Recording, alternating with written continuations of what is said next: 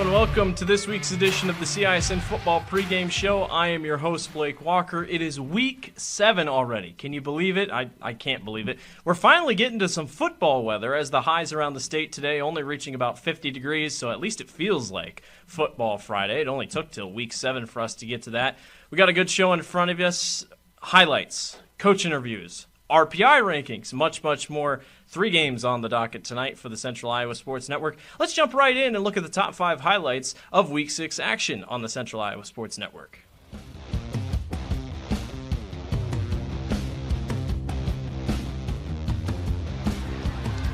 And off to head, he stops, ships a tackle, down the sideline, touchdown! The word I would best describe him is elusive, and you're going to see him break a tackle right there.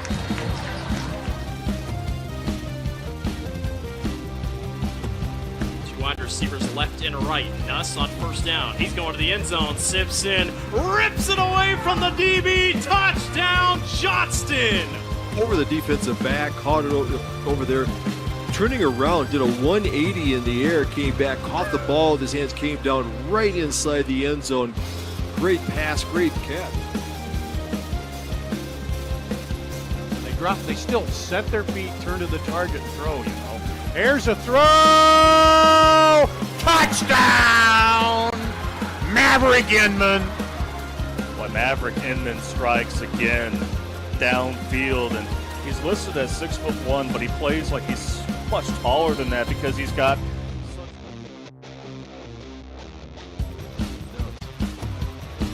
Nuss, blitz coming, firing deep. Dalen Houston hangs on, touchdown, Johnston! Got to see the replay on that because he was double covered, turned around, looked up, and cradled the ball when it came down and hung on to it when he hit the ground, between right in double coverage. So give Nuss credit for putting it out there.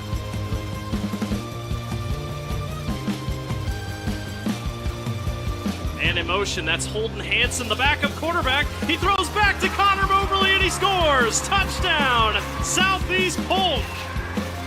I was wondering if we're going to see Holden Hanson come into the game today. We did on that underneath handoff, turn around there, and Mobley was wide open. So add a receiving touchdown to Mobley's resume. Those were your highlights. Top 5 plays of last week. Some great plays from both Valley, Southeast Polk stadiums. Should be a good one this week as we get to see those teams again all across the state and for the next couple weeks as they make their pushes toward the playoffs. Speaking of pushing toward the playoffs, the RPI came out this last Monday from the Iowa High School Athletic Association. This is how those rankings look. Top 16 make it. That's the key. 20 teams are what we're showing. Top 16 make it no matter what. Southeast Polk and Dowling at number 1. No surprise. They face off next week. If they take care of business tonight, they'll both be undefeated. That game should be phenomenal next week on the Central Iowa Sports Network. Bettendorf coming off the loss. Their first loss of the season to Kennedy is at number 3. The Bulldogs looking good, but their schedule continues to ramp up here as the season goes on. Pleasant Valley, number 4. Their only loss is to Bettendorf in week 1 of the season. Waukee at number 5. They get Southeast Polk tonight, have an interesting chance, a good chance for an upset. If they lose, they shouldn't fall too much. Their only loss on the season coming to Waukee Northwest. Cedar Rapids Kennedy started 0-2 to start the year to Pleasant Valley and Dowling Catholic. They are at number 6. Ankeny at number 7. Good start for the Hawks considering the rocky start to the season. Waukee Northwest at number 8. Urbandale at 9. Hempstead at 10. Hempstead and Cedar Rapids Kennedy played Thursday night. So last night when you're watching this, we're recording this on Thursday afternoon. Those obviously should change. Prairie at 11. Davenport West at 12. Ankeny Centennial all the way back at 13.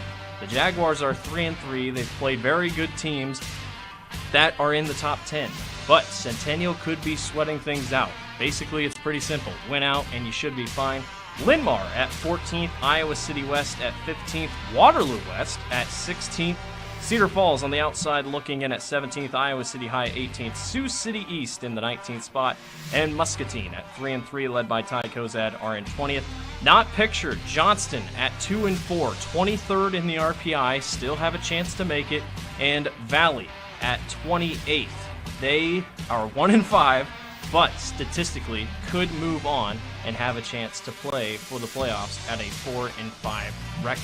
That is the RPI ranking for this past week. We'll see how everything shakes out going forward. We'll send you right to a break. You're watching the Central Iowa Sports Network.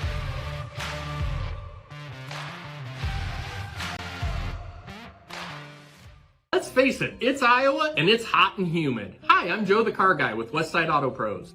Some of us are going to get in our blazing hot vehicle and the air is not going to cool us down. When that happens, I have same-day AC service appointments at the ready. We can pick up your car, drop it off, shuttle you home, or even help you get a rental car. And all of our AC repairs come with our lifetime parts and labor guarantee. If you're having problems with your AC, give us a call or scan the QR code to schedule your appointment today. For the best, head west, Westside Auto Pros. It's the DeArmond Ford Summer Sales Event. Ford F-150 XLT with 3.9% for 72 months plus $2,750 rebate. Flex buy must trade for 95 or newer. Get 2.9% for 60 months on the new Ford Expedition, Explorer, and Edge with additional bonus cash offers. And the all-electric Ford Mustang Mach-E with 3.9% for 72 months plus $2,000 bonus cash plus 90 days, no payments. It's the Summer Sales Event at DeArmond Ford Indianola. DeArmondFord.com. For 75 years, Holt Service Trucks have hit the streets of central Iowa to help customers in need. It might be for plumbing, heating, cooling, a water heater, or the usual repairs and maintenance. We've done that with quality work from quality employees who bring passion and personality to the job. That's the Holt difference. It gives me great pride to see how our company has grown from the seeds of success my grandfather planted in 1947. That's why more and more central Iowans are saying, let Holt handle that. Hi, this is Chris from Fireplace Superstore. Spring will be here soon, and our selection of patio furniture is fantastic, but it won't be that way forever. If you want to get furniture for your deck this summer, come see us now. All the best brands and the best selection. And if you want a special order for this summer, we still have time to do that. Come see us now, Fireplace Superstore, 109th and Douglas in Urbandale.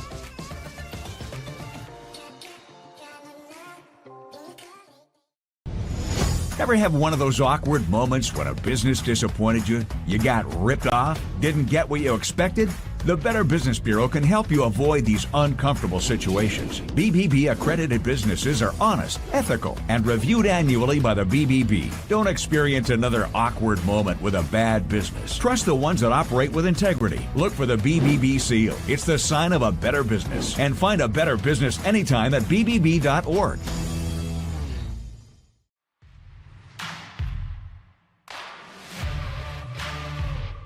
Welcome back to the CISN Football Pregame Show. I'm your host, Blake Walker. It's time for our coach interview segment of tonight's broadcast. Paul Yeager had a chance to sit down with Coach Bauer and Coach Harris of both Ankeny and Iowa City Liberty ahead of their big matchup tonight.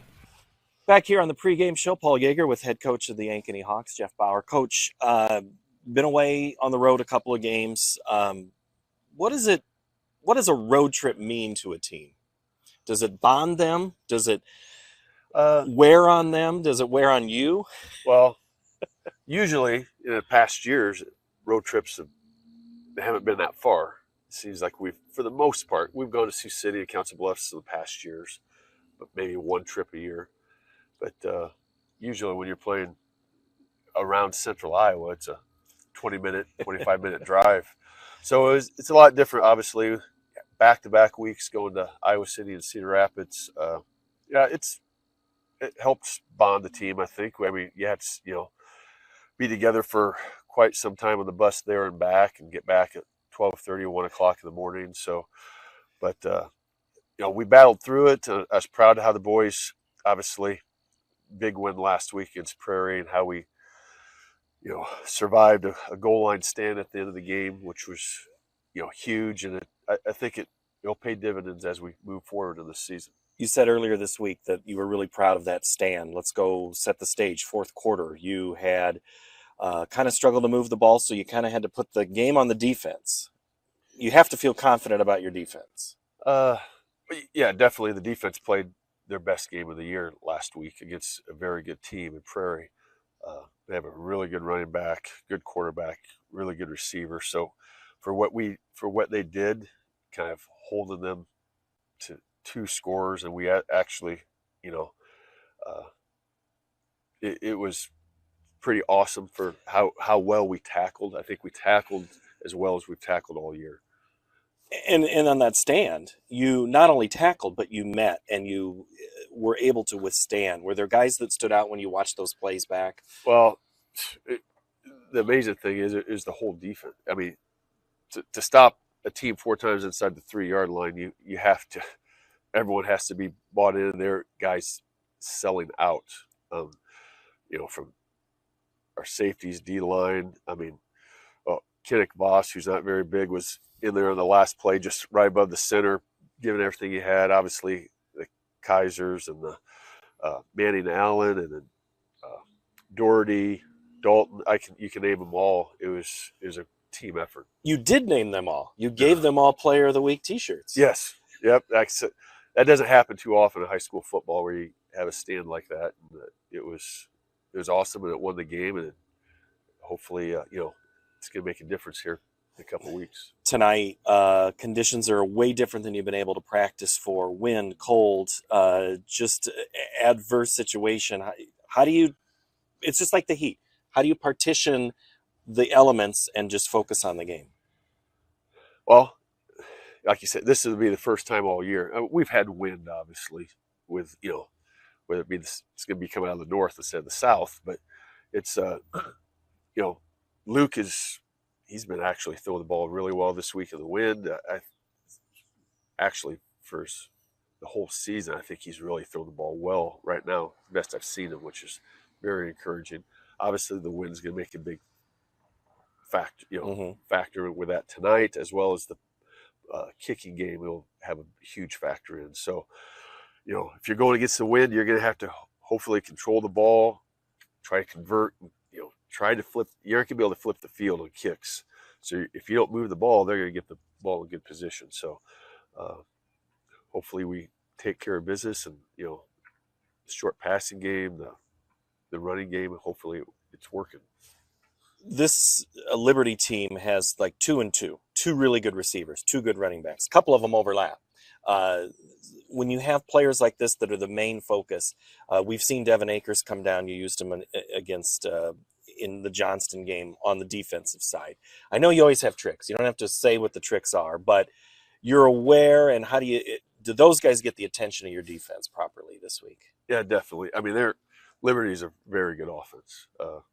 They're a good team, but their offense, I mean, their quarterback I think he's leading the state in yards thrown, or he's up there. I mean, they've completed a lot of passes. They've scored a lot of points against good teams. So they have our full attention this week. We aren't looking by anybody, by no means. They might be 2 and 4, but they're one of the best 2 and 4 teams I've ever seen. So. Speed you can't coach. A couple of these guys have some super speed, I guess you could call it like that. How do you prepare for speed? Well, the good thing is we have a lot of speed ourselves. And I thought it showed last week on defense, because that number 7, he's fast, he's good, and we were ready for it. You could see our speed on the edge. That's what our defense is built on, is having a lot of speed, and hopefully that'll help negate some of theirs come tonight. What do you see as keys tonight? Again, tackling on defense, not having a blown coverage like we had one last. It seems like we had one. We've gotten a lot better since the beginning of the year, but last couple of weeks, one here, one there, gives up a big play, which, if you take away Iowa City, we gave up an easy big pass last week. We gave up an easy big pass. We had to cut that out. If we do that, I feel very good about our defense's ability to tackle and help slow down teams. Offensively, then? Offensively, we have to start finishing. We got down inside our short yardage. We've worked on. We're trying to change some things. We have to convert down in the red zone, especially at the goal line. Too many games this year. We've moved it, and then we get down there and stall. So we have to finish. We just have to finish drives. And I think if we do that, we'll be happy tomorrow night. All right, Coach. Thank you so much. Yes. It's Jeff Bauer, head coach for the Ankeny Hawks. Pregame show on CISN. Continue. Back here on the pregame show on CISN. Joining me now is Liberty head coach James Harris. Coach, this year has been a year of weather extremes. You have the heat in the beginning of the season, then you come into tonight. How do you get guys to move past looking around at the elements and just get them to focus on football? Well, I mean, it was a high of 87, I think, on Tuesday, and high of 57 for Friday. Be about 50 degrees. I mean, that's good autumn weather for football. I mean, we've played in worse weather, certainly. I mean, I did see something that the wind's supposed to be catching up, so I don't know if that'll be an issue or not, but yeah, it is what it is. It is what it is, and it's just, it's kids. You're dealing with kids, and you're trying to get them motivated and focused. Your squad, when you look at stats, it's something stands out to me. You've got 2 great receivers, 2 great running backs, and a couple of them share a lot of things. What's that say about your squad when you've got such talent and you're trying to deliver the ball and keep everybody guessing where you're going? Well, I mean, I just think our offense is predicated off the idea of, if you're going to take something away, we want to go somewhere else with it. We want to take whatever you're willing to give us, right? If you're going to be heavy in your box, we want to go over top. If you're going to be, light in the box, we want to run it. It depends if you're going to be. But that's kind of how we play offenses. Wherever we feel like you're devoid, or as a defensive guy, it's one of those things where there's no defense that covers everything, right? So we're trying to attack what that defense is and trying to defend. That's why you have to like football, right? It's a chess match. Absolutely. Yep. It's always that counter with whatever's doing. I look at stats with Sutton Kohler. What's he bring to this squad? Well, first of all, he's an ultra competitor. I call him Doggy Dog. He is a DAWG. He gets after it. He shows up and competes every day. He had a tremendous offseason, is really, really committed a lot of work to his body and making himself strong. He's great in the open space. He could really be a two-way player for us as well. He could play some corner, but a running back, I think what's really special about him is how he catches the ball. He's very smart. He knows where to line up, and he's willing to finish and compete. Similar guy, I would imagine, from our conversation earlier this week, Owen Drapo, right? Is he quite the competitor, or is there a competition of who's the biggest competitor? They both compete pretty hard with each other and push one another. They're certainly different players. Like, I think, Sutton's got a little more shake. Owen's more 1 foot in the ground and getting vertical. He's a little heavier player. Physically, maybe a little stronger. So. Yeah, and then you have a quarterback that his stats look great, but tell me more about Graham besides numbers. Well, I mean, he's a tremendous young man. I mean, he started all of last year as a junior. He puts a lot of pressure on himself. I think he had really high expectations coming into this year after being a second-team all-state player. But, he not only is he a great athlete, he's a 4.2 student. He's a high-character kid. I mean, he's helped develop – he's helped, raise money for the local food pantry with his stepbrother. He's National Honor Society. I mean, he checks a lot of boxes. He's a great weight room kid. He's a 500-pound squatter. I mean, he's a stud. What does having a guy like that of high character off the field, in addition to the way he plays on the field, how do you get your younger guys to look at the effort and the balance there and say, be like him? Well, I do a leadership class with our kids in the summer. I used to do it with just our seniors, and now I kind of tried doing it with all of them. I don't know if that was the best way to do it. And back when I coached at Washington, we actually had an assistant position called our character coordinator, where we had our D-line coach at Washington would just help and do some extra stuff related to character as far as getting guys together and meeting. But one thing we talk about with character, right, is if you take care of the character, usually that's like a rising tide. It's going to lift all ships, right? I mean, high character usually means your work ethic's good. Usually means you're good in the classroom. Means you show up and be accountable. Usually, I mean, there's just lots of things that connects to. And that's something Coach Bauer preaches a lot as he talks about character of players. So now we're going to call tonight the Character Bowl. How about that? We'll play a game. Let's look at your defense. This is a squad. You got a couple of guys that stand out for you. Who should we be watching for tonight that you see as keys to the game? Dantrell Skinner had an excellent year. He's a number 2, plays defensive end for us. Violent physical player, not demonstrative in size. He's probably 6 foot, 215, 20 pounds, but he's had a great year. He's physical on the edge. He takes on blocks physically and does things really well for us. Plays with high motor and just has great explosiveness. Cam Hamers is a senior defensive lineman for us. He's really busting his butt and does a great job. Gavin Benton at the middle linebacker position is explosive and dynamic. Great. Does a great job with his blitz stuff. Does a great job just knowing the overall scheme. Mr. Consistency for us, Devin Anderson, our outside linebacker, jack player. He does a great job just accumulating tackles, setting the edge, just being steady and doing his job, right? And that's a big deal with defense. Everyone's got to do their job. What do you see then as key for your defense tonight against the Ankeny offense? Well, we got to be able to match up with that offensive line. Their offensive line's good. That 73 is a good tackle, but the whole group plays really well together.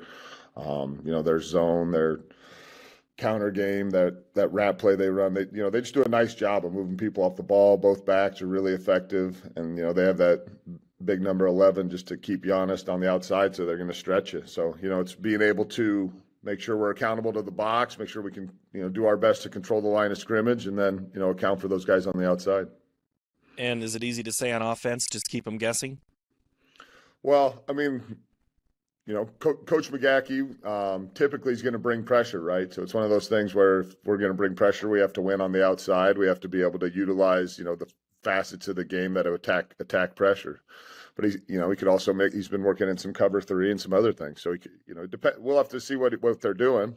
The big word for the week, the past couple of weeks is we got to operate.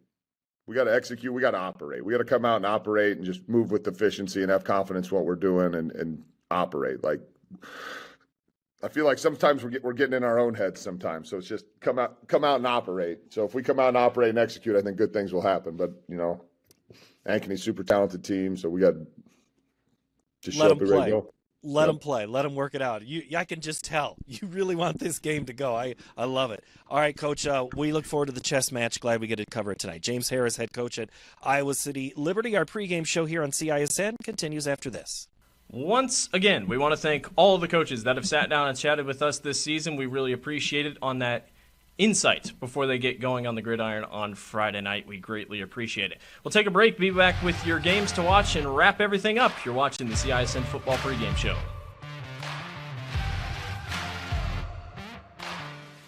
Let's face it, it's Iowa and it's hot and humid. Hi, I'm Joe the Car Guy with Westside Auto Pros.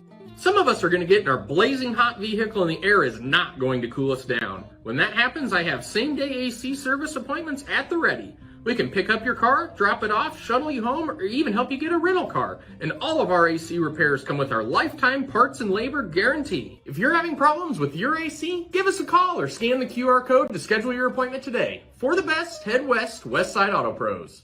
Free Godfather's Pizza begins with the download. Order through my new online ordering app and start earning free pizza and sides. It's easy. Download the Godfather's Pizza online ordering app today. Do it. New trucks are arriving daily during Schottenkirk Chevy's Truckload Kickoff event. Over 1,200 vehicles. WaukeeChevy.com. Inventory changes hourly. Don't see exactly what you want? Build, price, and order direct from the factory. To better serve you, we've doubled the size of our service department. We need more team members. Go to WaukeeChevy.com to see our job openings. The Truckload Kickoff event. Find new roads to Schottenkirk Waukee Chevy. WaukeeChevy.com.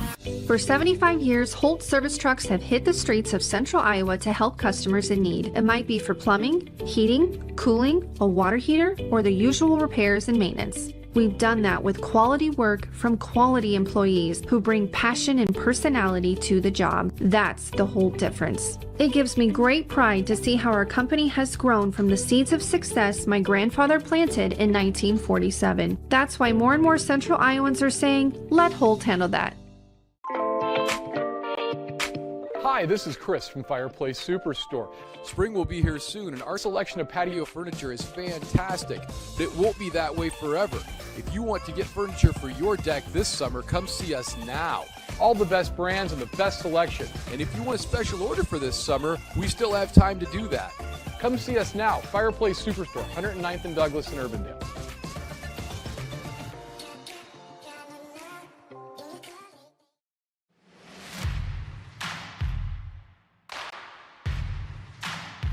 Welcome back to the CIML Football Pregame Show. We're going to wrap things up. I'm your host, Blake Walker. Let's go to our games of the week and our top 3 games on the Central Iowa Sports Network tonight. Starting with Southeast Polk taking on Waukee. The Rams coming off a very close victory against Johnston. Can the Rams keep it going and stay undefeated? They get Dowling next week. They can't look ahead. Waukee coming off a loss to Des Moines Lincoln, or a win against Des Moines Lincoln, Their only loss of the season is Waukee Northwest.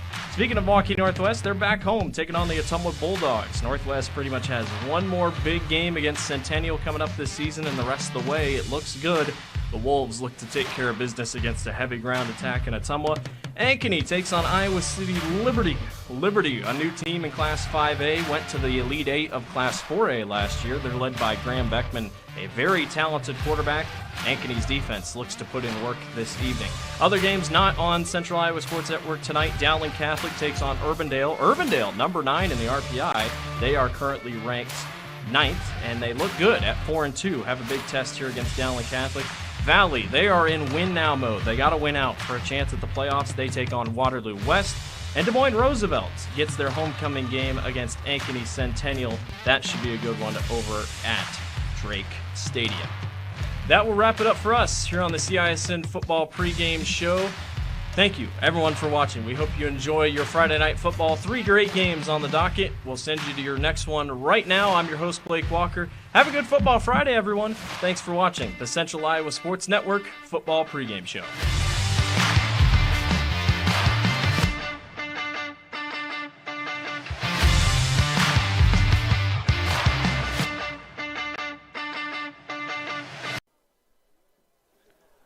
We're headed back to the 50s. Just 4 days ago, it was 90-plus degrees for 3 consecutive days. A system comes through overnight, and we have ourselves Football Friday weather. It is cold, it is windy, and it is time for high school football tonight. It's for the first time the Iowa City Liberty Lightning here at the Ankeny Hawks at Ankeny City Stadium. Along with Tim Halber, I'm Paul Yeager. Glad to have you here for this broadcast tonight, Tim. We are looking at history, as I said, first time these two teams have played, but we're also learning a lot about these squads as we move already, hard to believe, week number 7. Let's start with the visitor, Iowa City Liberty. They are 2-4. Their coach, James Harris, told us this week, I've got a great team. I've got some guys. I go, but yeah, tell me about this quarterback. He could not say enough good things about his quarterback, Graham Beckman. Yeah, Graham Beckman, if the name sounds familiar, he was last year's second team all-state quarterback. He comes in over 1,700 yards passing, leading 5A in passing with 17 touchdowns. Also has ran the ball 137 yards for 2 touchdowns, so he's an all-around athlete. He's also a 4.0 student, so they do love him. The offense goes through him definitely. 62% of his passes are completed. He easily, if it's a good game tonight, the wind's only, quotes, 15 miles an hour. He might top that 2,000 mark at least tonight. 17 touchdowns. However, it's 8 interceptions that the defense for Ankeny is looking at. Liberty tonight also, Tim, is looking to do something they call operate and execute. What does operate mean? To me, it's be efficient. Is that how you see it? Yeah, do what you do best. You know your playbook. You know what you do well, what you don't do well. Don't get fancy. Just operate, and then make sure you execute your plays. That means all 11 on the same page. Don't have just the running backs and then have half the line blocked. So when they do those two things together, they're a pretty tough team to get past. Ankeny comes off a win last week on the road at Cedar Rapids Prairie, but it came at a cost. The big headline tonight at the game, no Devin Akers. Number 11, the receiver, is out. Akers, a senior, gets hurt in that game against Prairie. A couple other players dinged up. So if you've game planned for a guy named Akers, that's one thing for your offense, and then your defense is also dinged up a little bit. Who has to step up tonight? I look at the 2 running backs, for the Ankeny offense, looking at you make sure that Larmy and Hankus, that they can control the ball. Hankus can also catch the ball. Even Erlmeyer can catch it quite well. So that's what they need to step up. Defense, See if they make adjustments out there. They run that 3-3-5 defense. If Doherty's not in there, who picks up that Hawk position that they played quite well? Dylan Doherty has been injured a little bit this week. He is in uniform tonight and has gone through warm-ups down on the field. Our Austin Oliver has seen all of these players warmed up. Let's go to the third member of our team tonight. Austin, you do have pants, right? Not just shorts tonight, right? I do have pants on tonight. It is, you say it's 15 miles per hour. It feels a little bit more than that. It's got a little bit of a chill to the wind, so it's going to be the first time that these long sleeves are going to come out for a lot of these players. Looking over at the Lightning, Beckman, like you guys have just said, just looks like an athlete. So I'm going to be really interested to see what he can do. I'm expecting this wind to go down a little bit, so I think he is going to be able to throw the ball. But right now it is blowing still pretty good down here.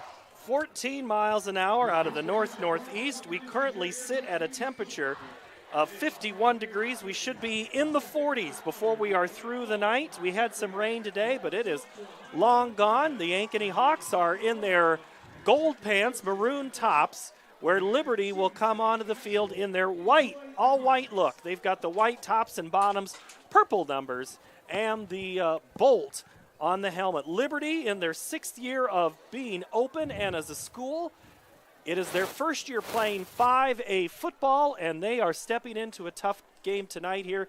Tim, real quickly before we kick it off, what do you see for Liberty as a key?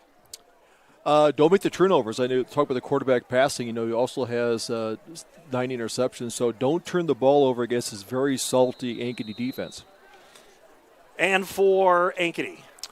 I think find another answer for Akers. I think they're going to relax a little bit, spread the ball around there. I think Luke Anderson's been coming on, but I see the running game behind that big offensive line being the key. Ryan Harrington to tee it up here at 7 o'clock from Ankeny Stadium. We are underway as that kick goes into the end zone, and turning around and letting it go is Dallas Miller, and it'll be the Liberty Lightning coming out first for their offense tonight. Graham Beckman at quarterback. We'll also see a lot of Owen Drapeau and Sutton Kohler. Big receivers, Colin Decker, Dallas Miller, and also Cody Nichols. So we'll see a good mix of run, pass, and option, but also get a chance for Beckman to drop it back. When you can throw it 1,700 yards, you know you can sling it around. So let's see how things go. On the first play from scrimmage, it'll be moved to the near hash at the 20-yard line here. No score between Liberty, which is the newest high school in the state of Iowa, on the north side of Iowa City and Coralville, as well as North Liberty, if you're trying to figure out exactly where Liberty is. We're on the north side of Des Moines and Ankeny. At the stadium, first play is a Beckman hands it off up the middle, and he is hit right away. Crashing down is Sandvig, carrying that football for no gain, if not losing a yard. Drapeau goes nowhere. Good job of the defense there, pinching down, not giving him a lane to run. Liberty going to go tempo, quickly get to the line, get the play in from the side. Drapeau is back there with Beckman, and it's going to be a pass. Launch it down the far sideline. Receiver is there, and it is caught at the midfield mark and into Ankeny territory. Making that catch is Colin Decker. On coverage for Ankeny. Let's see that one again. Is Nolan Dalton. Threw it between the safety and the corner there over the top, you know, laid out there testing that secondary of Ankeny if they're going to play more of a zone tonight or try to play man-to-man. Looked like it was a zone coverage. 1st and 10 up to the 49-yard line. Nice play to get that passing game going. That's going to be key for Liberty. That's a 30-yard pickup. Handoff, Drapeau up the middle, and he's got a lot of room across the 45 to the 44-yard line before he's brought down. Andrew Haase is there, as well as Kinnick Voss. Drapeau again to carry. He's about 5, will be 2nd and 5. Lightning send 3 to the left of the formation. New call coming in for the defense, adjusting. Drapeau behind Beckman. He'll be a pass, and it is tipped, but then caught quickly up to the 34-yard line. Another catch, this time Dallas Miller, before Kinnick Voss makes the stop there for Ankeny. Actually, scratch that, Jacob Moorfeld, the tackle. Yeah. Dallas Miller comes into the game, 44 receptions, 546 yards and 7 TDs, so he is a primary target for Beckman throughout the season. First down.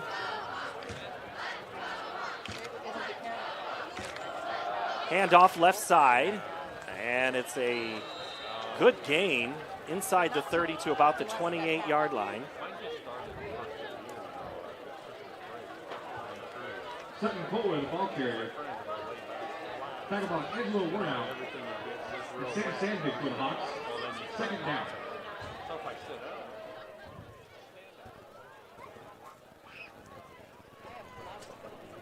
Gain of 7 on that play. It'll be, or 6, so 2nd and 4 from the 23. 9.5 to play. Drapo gets the handoff underneath, gets to the outside, tripped up there by Sandvik. Kohler getting the carry. Taken down by Sandvik. The Sandvik coming up from his safety position. Playing close to the line. They find something there to pitch that down, not letting him get outside. Keep it to advantage, but bring it up to 3rd and 1. Still out of the gun. Go the Lightning. Beckman surveys. Checks back to the sideline. Decker is open on the far right side. A lot of distance between him and his defender. Let's see if they audible into there. They look that way. They go deep around the middle. Caught! Touchdown, Liberty! Dallas Miller up the middle. 24 yards and a score. Dallas Miller lined up on that far hash there. Took a dig like he was going to do a slant route. Cut it off and went to the post that was wide open there. And Beckman doing a good job. Looked at, saw it, read it well, and hit him for a touchdown. Boy, easily maybe just a little bit of contact past the line where that is acceptable to do, but no call there.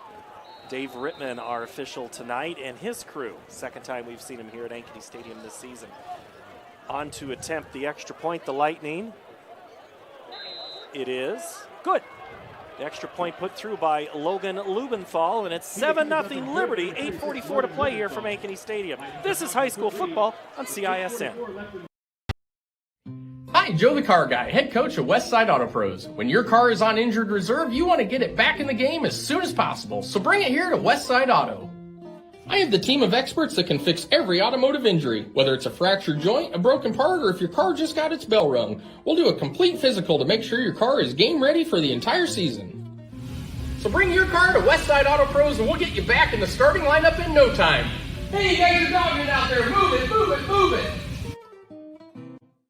Free Godfather's Pizza begins with the download. Order through my new online ordering app and start earning free pizza and sides. It's easy. Download the Godfather's Pizza online ordering app today. Do it.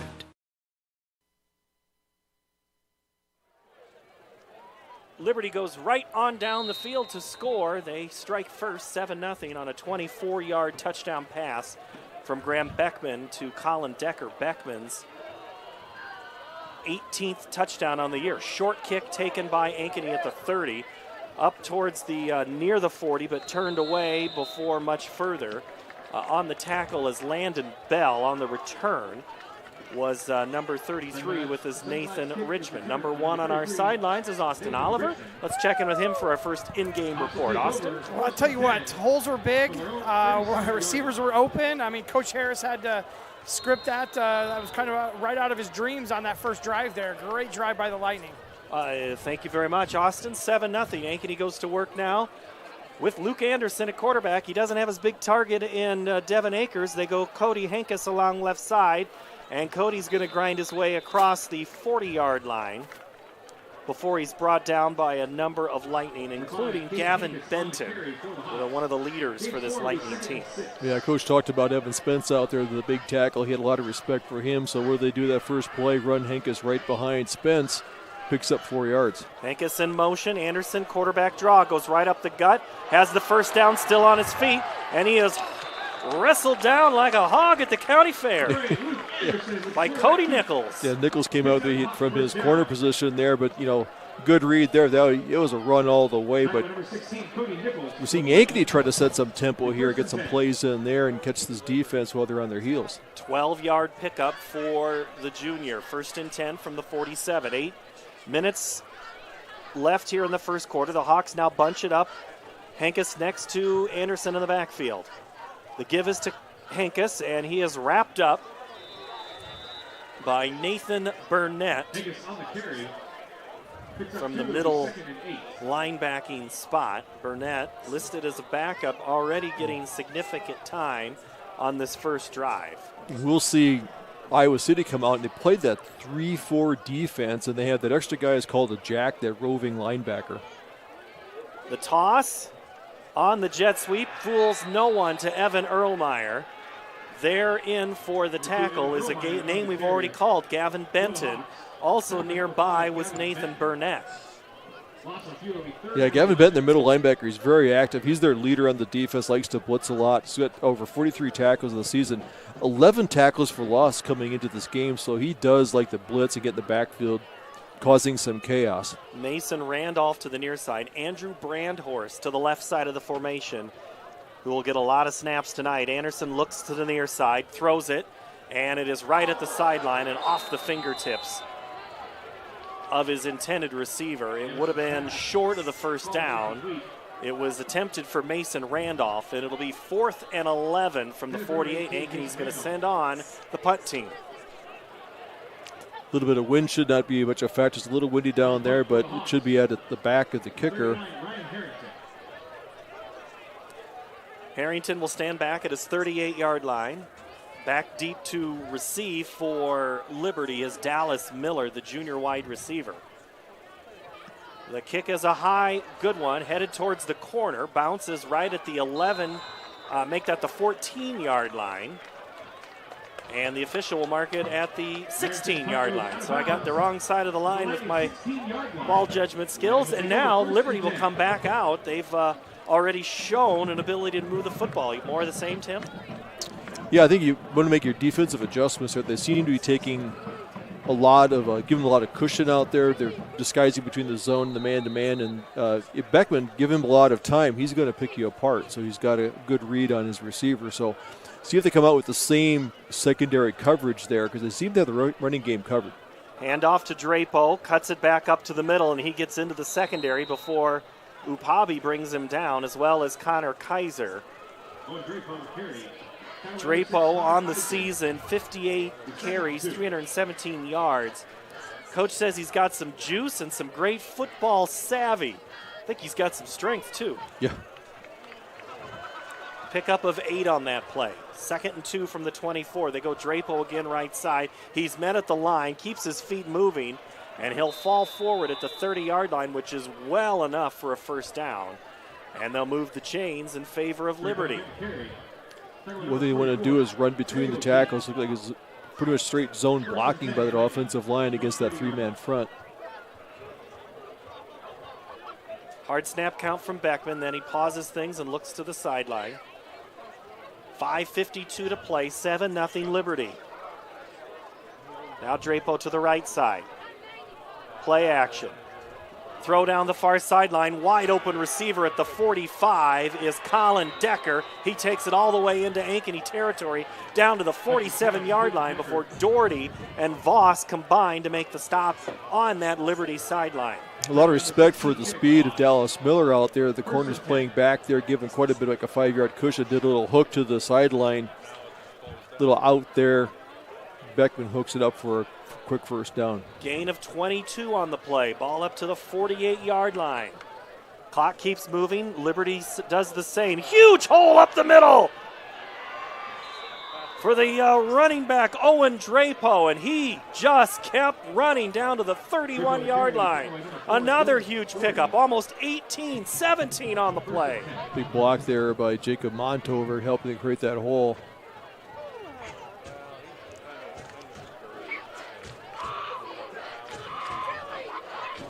Beckman now drops back a little bit, sends Drapo a little further behind him.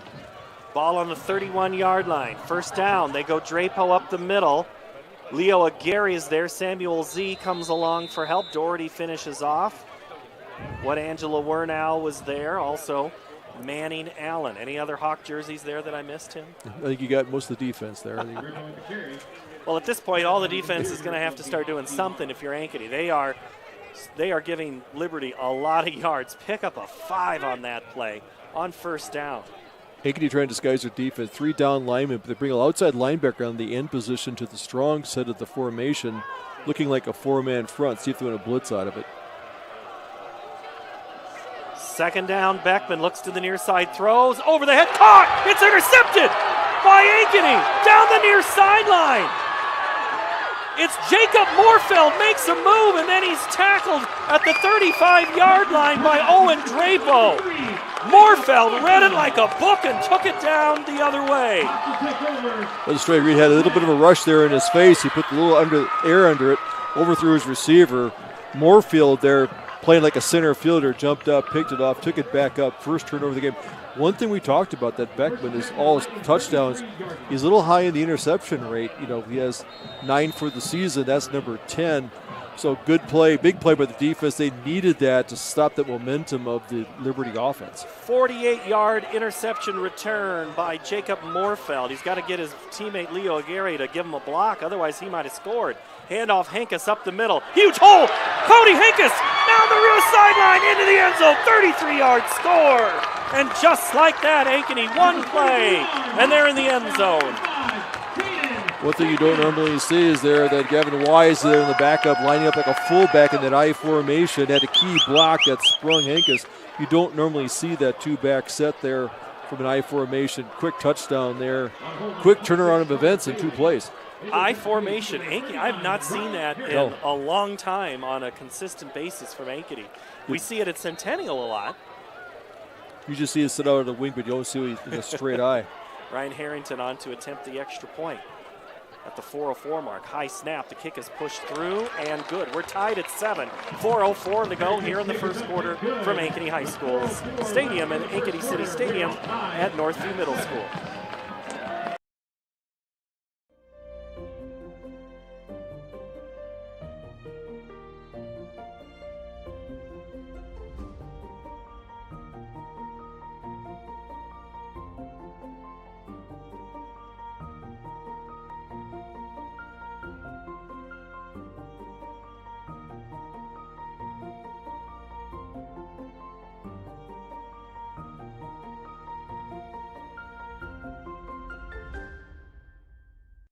Iowans are working hard, but high prices make it even harder to keep food on the table.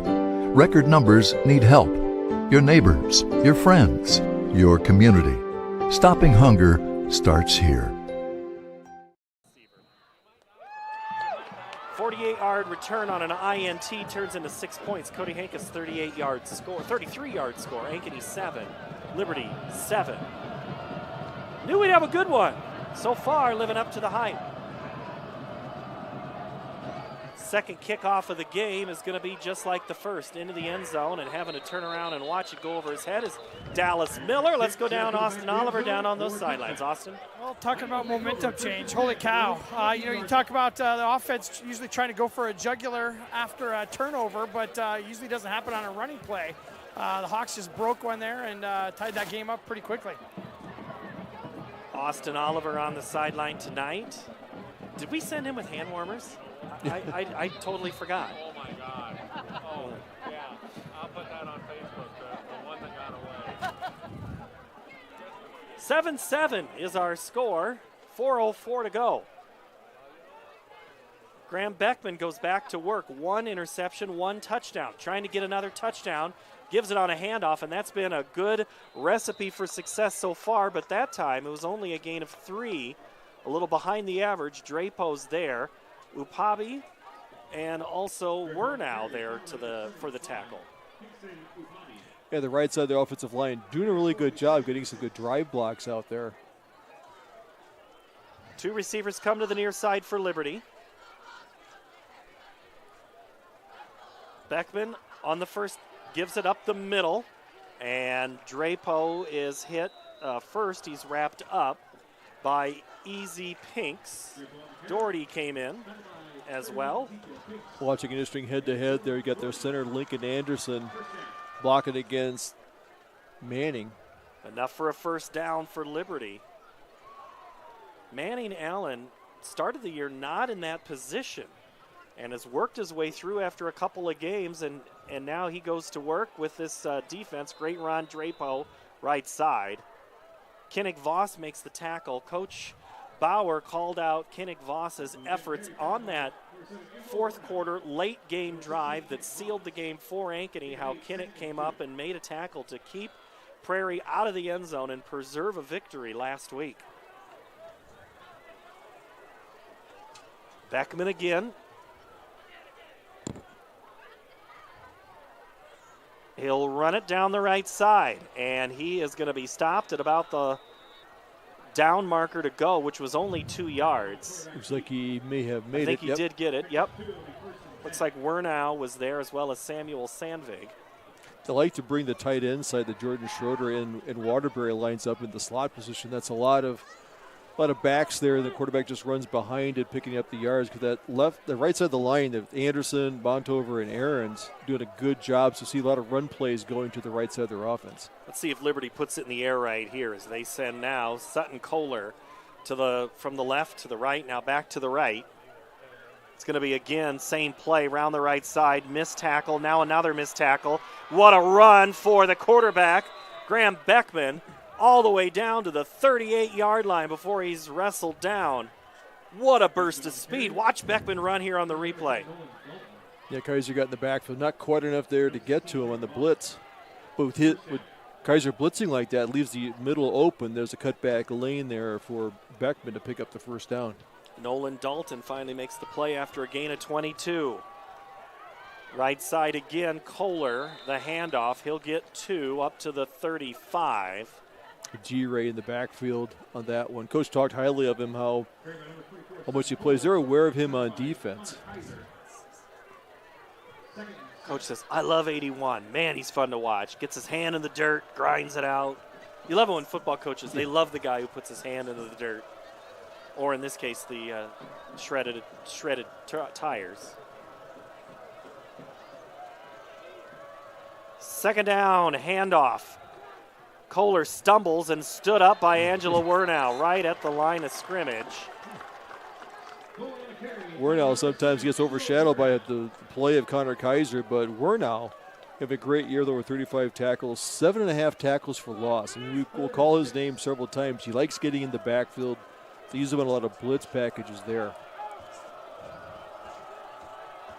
One of the rare third downs for Liberty. We're under a minute to play. 3rd and 6 from the 34. Liberty needs to get it to the 28-yard line. Nichols in the slot on this side. A lot of cushion for him to see. He only needs 7 yards. Drapeau next to Beckman. Play action. They throw the ball down the middle. Man's there, and it's incomplete.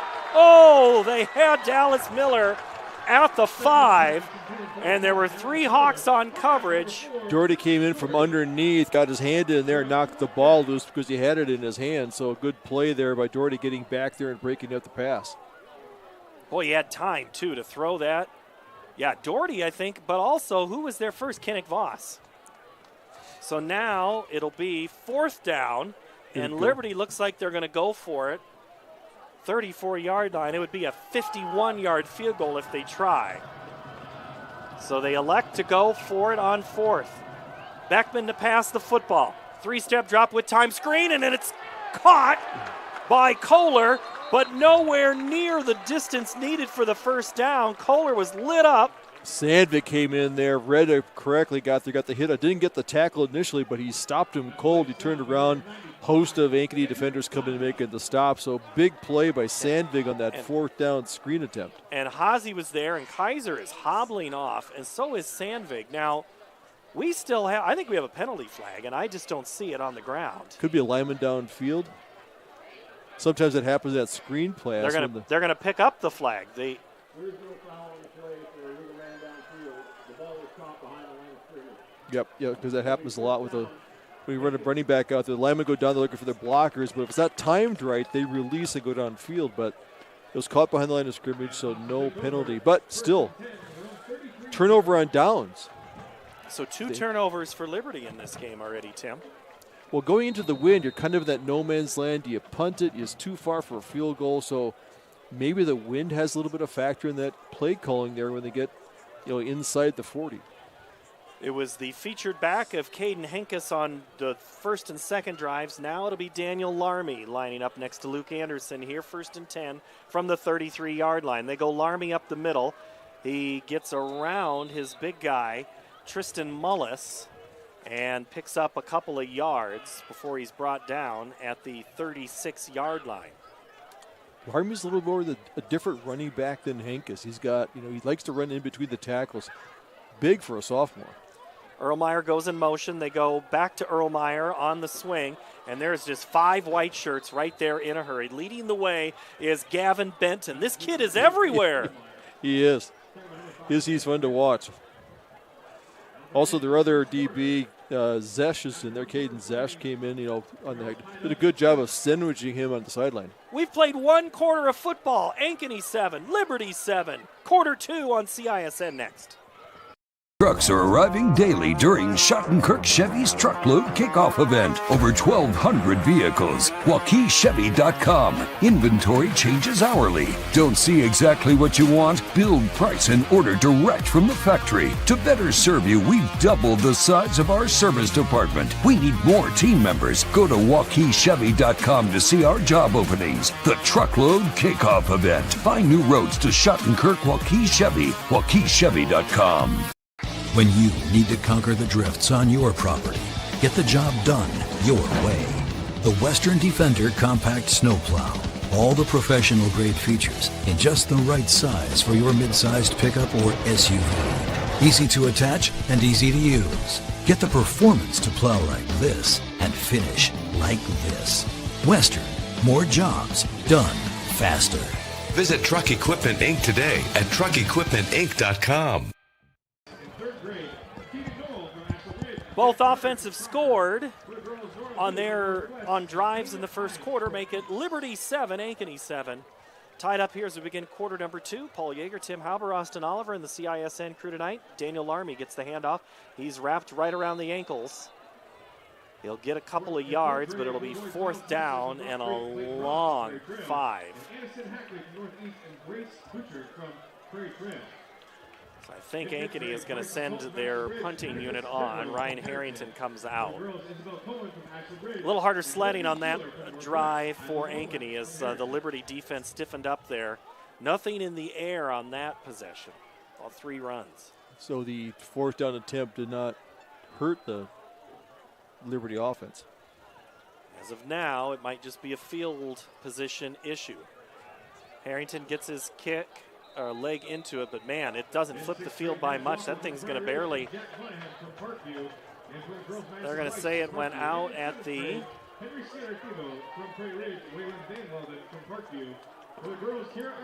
40-yard line. So really only flipping the field of about 25 yards on that punt. So Liberty, great field position. All right, Austin Oliver, we always come to you on a good, easy report. What do you got now for us?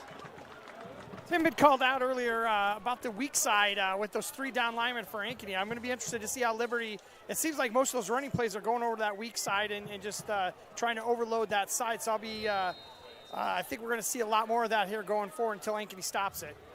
Beckman now again with 1 running back. It looks like it's Drapo getting the call here. And it is.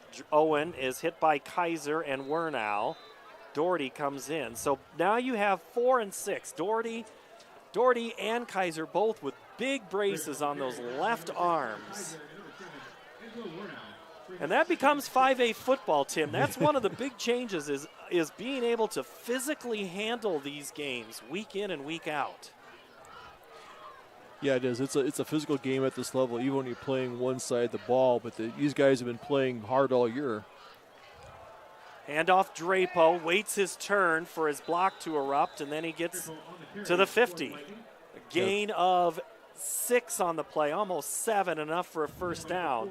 Very patient running there. He got behind there. Caleb Burnett, sealed to the outside, kicked the end out, creating a running lane for them. And, Drip did a nice job of just picking that hole and picking up the necessary yards for a first down. And Kaiser is hobbling after that play. He looked over to the sideline for the call. Doherty had already made it. And it's going to be, again, Drapeau left side. And this time, Drapeau at least had a hand on him at the line of scrimmage. But, man, it has been a great play call. Manny Allen was there first. Sandvik finishes off. So if you're Liberty, you just keep running that, right? If you're getting 3 yards, they're going to crack? Yep, you're going to see there. The coach is going to look to see, are the linebackers coming in there and creating more, getting like 7 people in the box. From there, it's going to open up that passing lane. It usually opens up the very center of the field. Beckman surveys it, 2nd and 7 from the Ankeny 47-yard line. Handoff up the middle again. Drapeau spins his way down. Penalty flag comes down at the point of contact with Sandvik at the 40. Kaiser in the backfield just couldn't quite wrap him up. Good spin move by Drapeau, picking up and can pick up the first down, but there's a flag at the play. I think the spin move is one that's kind of gone away. You don't see running backs do that as much as they used to. Not back since our days. Remember watching for the elder statesmen out there listening to Chuck Foreman used to have that patented spin move when he played for the Vikings. That is an old reference. I had spent time talking about Dick Butkus today and the amount of people that are getting exposed to him after his death yesterday. We have Luke, our camera guy, wearing a Bears cap tonight. If you're a Bears fan, boy, you have to hide that cap behind a hood, even with a win like that last night. Penalty was against Liberty. High snap, brought back down on the run. They go Drapeau. Samuel Z gets a jersey on him and pulls him back down, gets a little bit of help from his friend Leo Aguirre. Yeah, good double team there. They got part of the jersey, but that was blowing up there. Other players got to the point of attack, trying to run off that right side again, but Ankeny is covering it well, bringing a linebacker in there quickly, getting him in the backfield. So now they've got a 3rd and long. We don't see Liberty in this position very often. Coming up at halftime, we're going to talk with Jennifer Williams, director of the Ankeny High Bands. We're going to learn about the Ankeny Band show. So if you're here to watch for the band, stay with us for the football. If you're here for the football, stay with us for the band. 8:47 to go. 7 for Ankeny, 7 for Liberty. Second quarter action. Beckman to throw, lots of time. Now he looks for a safety valve, finally gets it out. And I'll tell you what, Kohler wanted nothing to do with catching that football with Samuel Z hot on his tail. The G-Ray there on the rush, the coach's favorite. He came out there, got off his block. The one thing, when your ends are out there, they got to keep the quarterback from sprinting out and gaining more yards. So good job by a 3-man rush there. The coverage rotated out, causing double coverage on the outside. So good play of the defense, getting the ball back.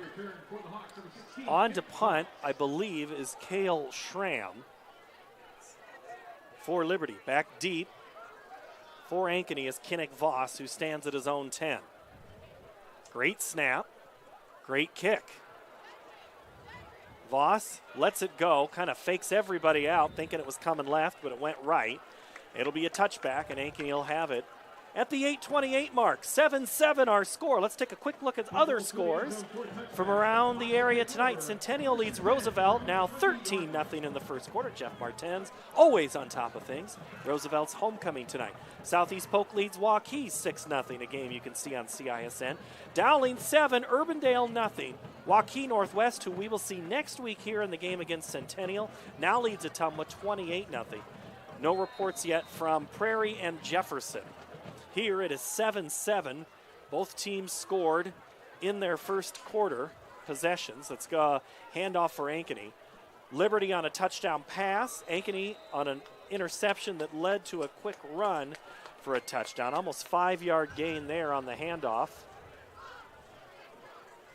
And gain for the Hawks. Hankus, the carry. Ball at the 25-yard line. I formation. They go Hankus. He is wrapped up by you-know-who, Nathan Burnett. It's either Benton or Burnett, the Killer Bees for Liberty. getting in there. Kind of seen a throwback there, quarterback under center, I formation with the down fullback and behind the quarterback. Is this a big pickup right here for Ankeny? This would be because they stalled the last series they got on the turnover, only 3 and out. So first down here would be big for the offense.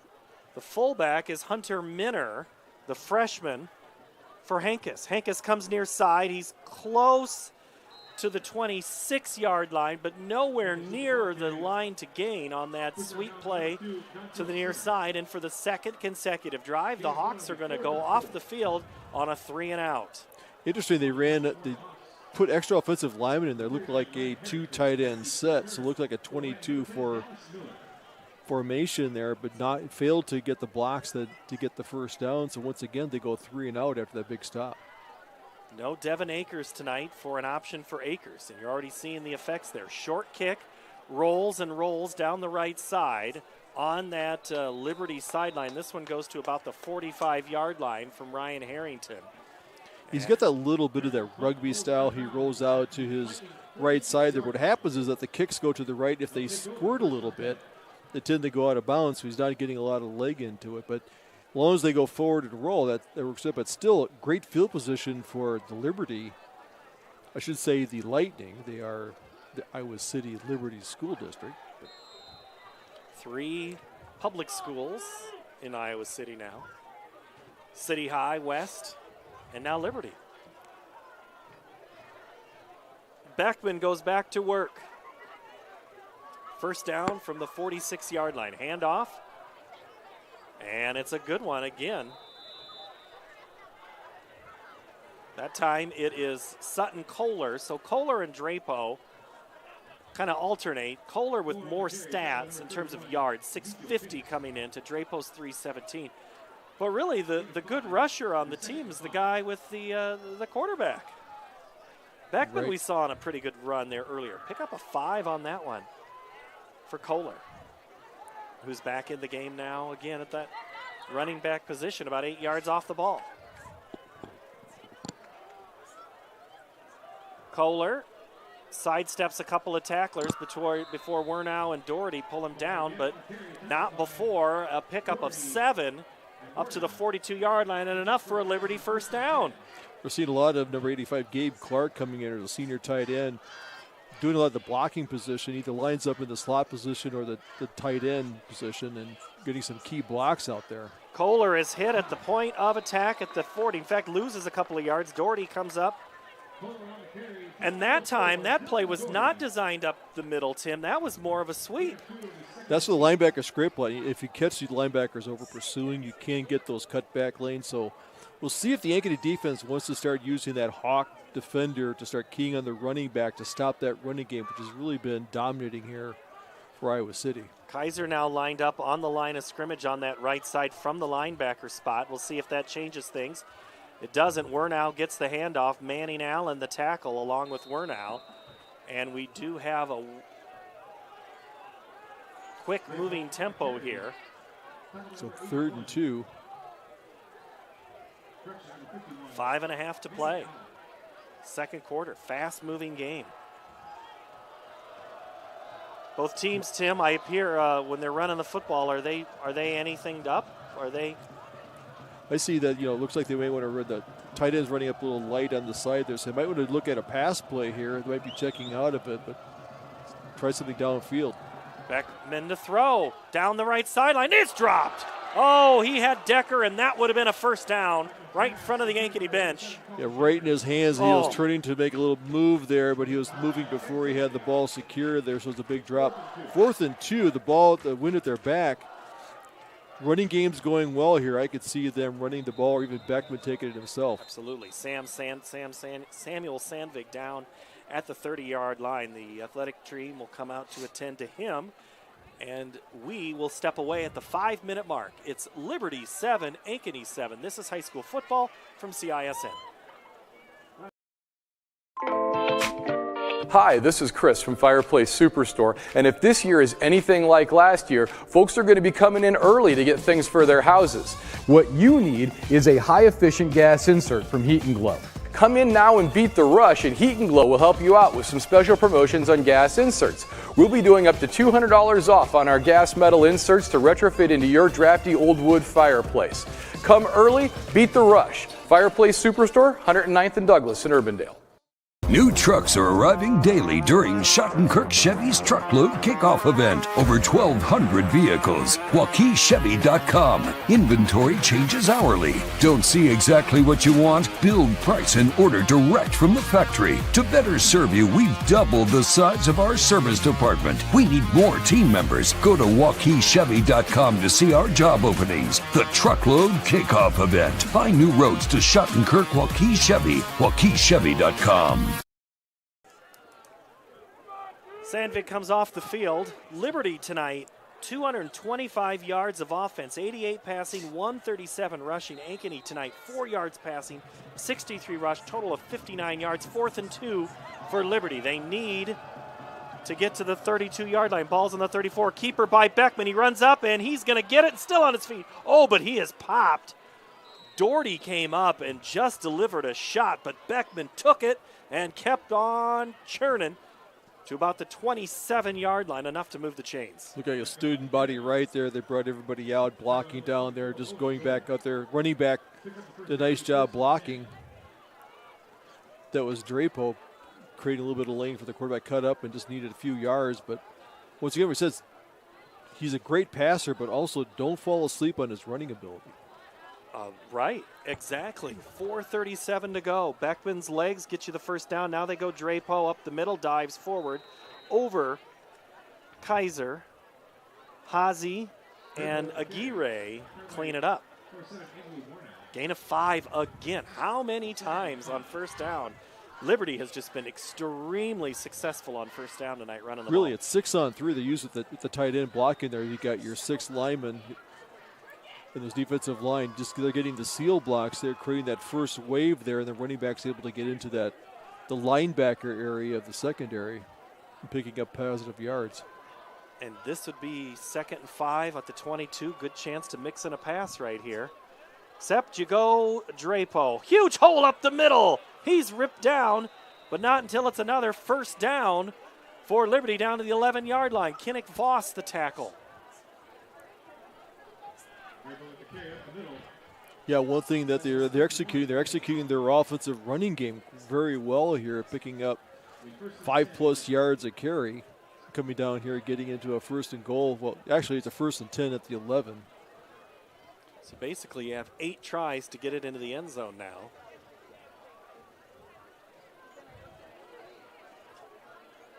.3:30 to go in the second quarter. Beckman keeps it, and a little misdirection. He'll get popped. Aguirre there, as well as Kaiser and Doherty. Samuel Z in the neighborhood. It'll be 2nd and 5 again. Another 5-yard pickup on first down, Tim. Yeah, the defensive line, they're not getting any penetration against this offensive line. It's a pretty good-sized offensive line, but they're getting their blocks. They're firing off the ball there. So when that happens, the defense is going to have to come up for the run. That creates a lot more passing lanes, but no need to pass it at this point. Like you said, you've got several plays here just to run the ball down there, plus the clock's in your favor. Beckman from the 6. Rolls out, has a man wide open in the end zone if he can get there. Gets rid of it, thrown, and touchdown! Flagging the play, but it'll be really to no avail there. That was off his going backwards, being tackled. Might have been a possible horse collar there, but the ball goes in the end zone.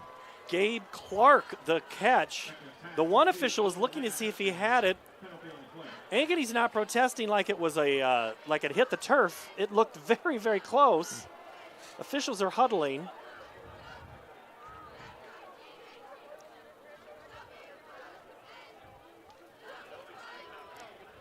And I think Liberty thinks the score is going to hold because they're walking off. And Dave Rittman is going to the Liberty coaching staff to ask what to do. Let's listen in here for the call. Personal foul, forced call to tackle on the defense. A 15-yard touchdown, or a 15-yard penalty being forced on the ensuing kickoff. The result of the play, touchdown. You nailed it, Tim, a horse collar there. So on 2nd and 5, another touchdown pass. Let's see the play again. It was a bootleg out. More of a jersey from afar, but the official is way closer than I am, so I'll take his word for it.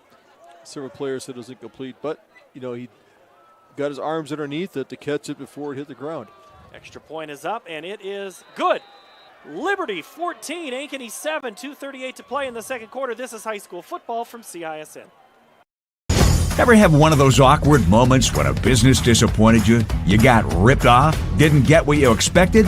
The Better Business Bureau can help you avoid these uncomfortable situations. BBB accredited businesses are honest, ethical, and reviewed annually by the BBB. Don't experience another awkward moment with a bad business. Trust the ones that operate with integrity. Look for the BBB seal. It's the sign of a better business. And find a better business anytime at bbb.org.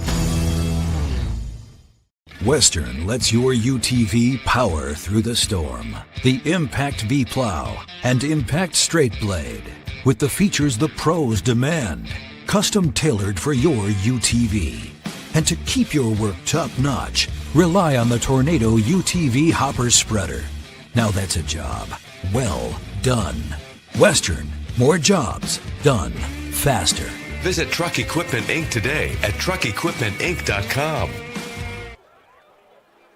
Gabe Clark, the 6-yard touchdown catch on the pass from Graham Beckman. Liberty 14, Ankeny 7. Short kick on the onsides. It's taken at the 35-yard line. That's a second squib kick, and this one was on purpose, but the one before that I thought was like an accidental miss hit. Went down there about 20 yards, but what you have with 2.5 minutes to go, great field position for the Ankeny Hawks, but they have not been able to move the ball very well. The last 2 series have been 3 and out, so obviously Liberty's not too scared. Carson Sommerfeld recovers the onside kick. 2:37 to work with and 3 timeouts. Let's see what Ankeny does. They haven't thrown the ball in the last couple of possessions. When you don't have one of the state's top receivers, that does change your plan a little bit. Anderson fires on first down, of course.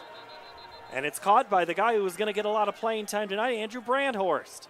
He's wrapped up after a 3-yard gain. 2nd and 7. Larmy next to Anderson in the backfield. Clock moving down towards 2 minutes to play here in the first half. Anderson looks to the right side, throws again, caught right at the stick. Brandhorst is going to be short, and now one official says... Might have been roughing the passer there. Flag does come down at the 35. You're saying roughing the passer. I was watching the catch. Ball was short, right at the 45. Ankey's walking back. So that's a hold.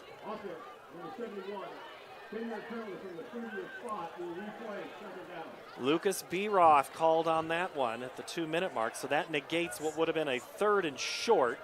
Is now a 2nd and 17, all the way back to the 28-yard line. Iowa City going more to a 4-man front with the rush there, bringing Devin Anderson, normally a linebacker there, but he's playing a down position, bringing the rush in.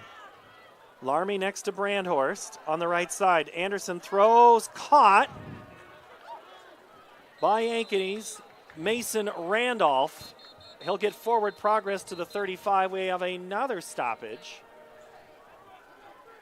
Timeout on the play. Liberty preserves because they're looking at now a shortened clock and possibly a shortened field. 1:50 to play, so 3rd and 10. Ankeny's not picked up many big plays tonight. No, with all the acres, you lose that downfield threat. You throw the ball up there, he used to go up and get it. Now you've got your more possession receivers out there. Everything going to the outside. He hasn't challenged the inside very much in his passing game. What you want to do is keep it inside, keep the running game going, keep the clock going. So if you have to put the ball back, but I'm sure that Iowa City's thinking we want the ball back and maybe open up that passing game that we're so well known for. Maybe get a score before half. Ankeny with 5 yards passing tonight to go with 63 yards rushing, total of 68 yards. This is be one of their lowest offensive outputs of the season. 3rd and 10 from the 35, minute 50 to play. Out of the timeout, it'll be Anderson with Larmy next to him. Hard snap count, and that's going to get at least 5. They have new defensive linemen, like backup offensive linemen are in there, number 68 and 74 coming in. Don't normally play the defensive line position, so 3rd and 5 is a lot better than 3rd and 10. So now we're seeing the changes in personnel. Definitely playing deep. Dantrell Skinner whistled. Haven't said Skinner much tonight. Coach is pretty high on him. So Ankeny's been able to keep Skinner in check, which means he's going to make a play right here. Anderson goes to work. Across the middle, caught by Erlmeyer right in front of the sideline, and that is enough for an Ankeny first down. He's knocked out of bounds by Cody Nichols. Also there was Devin Anderson. So that'll stop the clock for a moment. 1:46 to play. Ankeny will have it first down from the 46. Surprised they didn't call him out of bounds. Anderson again in a pass scene situation. Throws down the middle. Has a guy caught in stride. It's Evan Erlmeyer at the 25. Makes the move towards the left pylon, and it's going to be a score. Well, he said 54 yards. Said once before he didn't go down the middle very much, and he's found Erlmeyer in the middle. He took a zig out, took a zig in, took the zig back out. He went down there for the touchdown. Great move. Here's the replay. Set everything up out, and one of the Liberty defenders went up for it. They always tell you if you're going to go for it, you better darn well catch it, and he didn't. And it hit Erlmeyer in stride, and that brings us to a near tie game. Harrington's kick is boomed through into the band and almost hits one of those set pieces, Mrs. Williams. Yeah. That's okay. I think it's fine. It'll be all right. 1:35 to play. We tied at 14. Back in a moment here on CISM.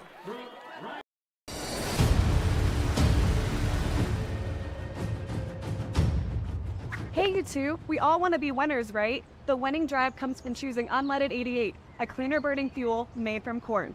That way, we all win. Now give me some weight.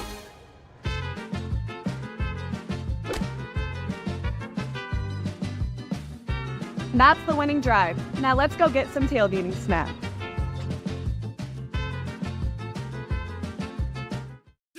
It's the DeArmond Ford Indianola kickoff event. Score big on a new F-150 XLT with 3.9% for 66 months plus $37.50 rebate. Get charged up with a Mach-E and lease for $449 a month. All Americans Ford Escape and Edge. New Edge for $399 a month flex buy. And the new Escape, 2.9% for 75 months plus $500 rebate. Join our winning team at DeArmond Ford Indianola. DeArmondFord.com.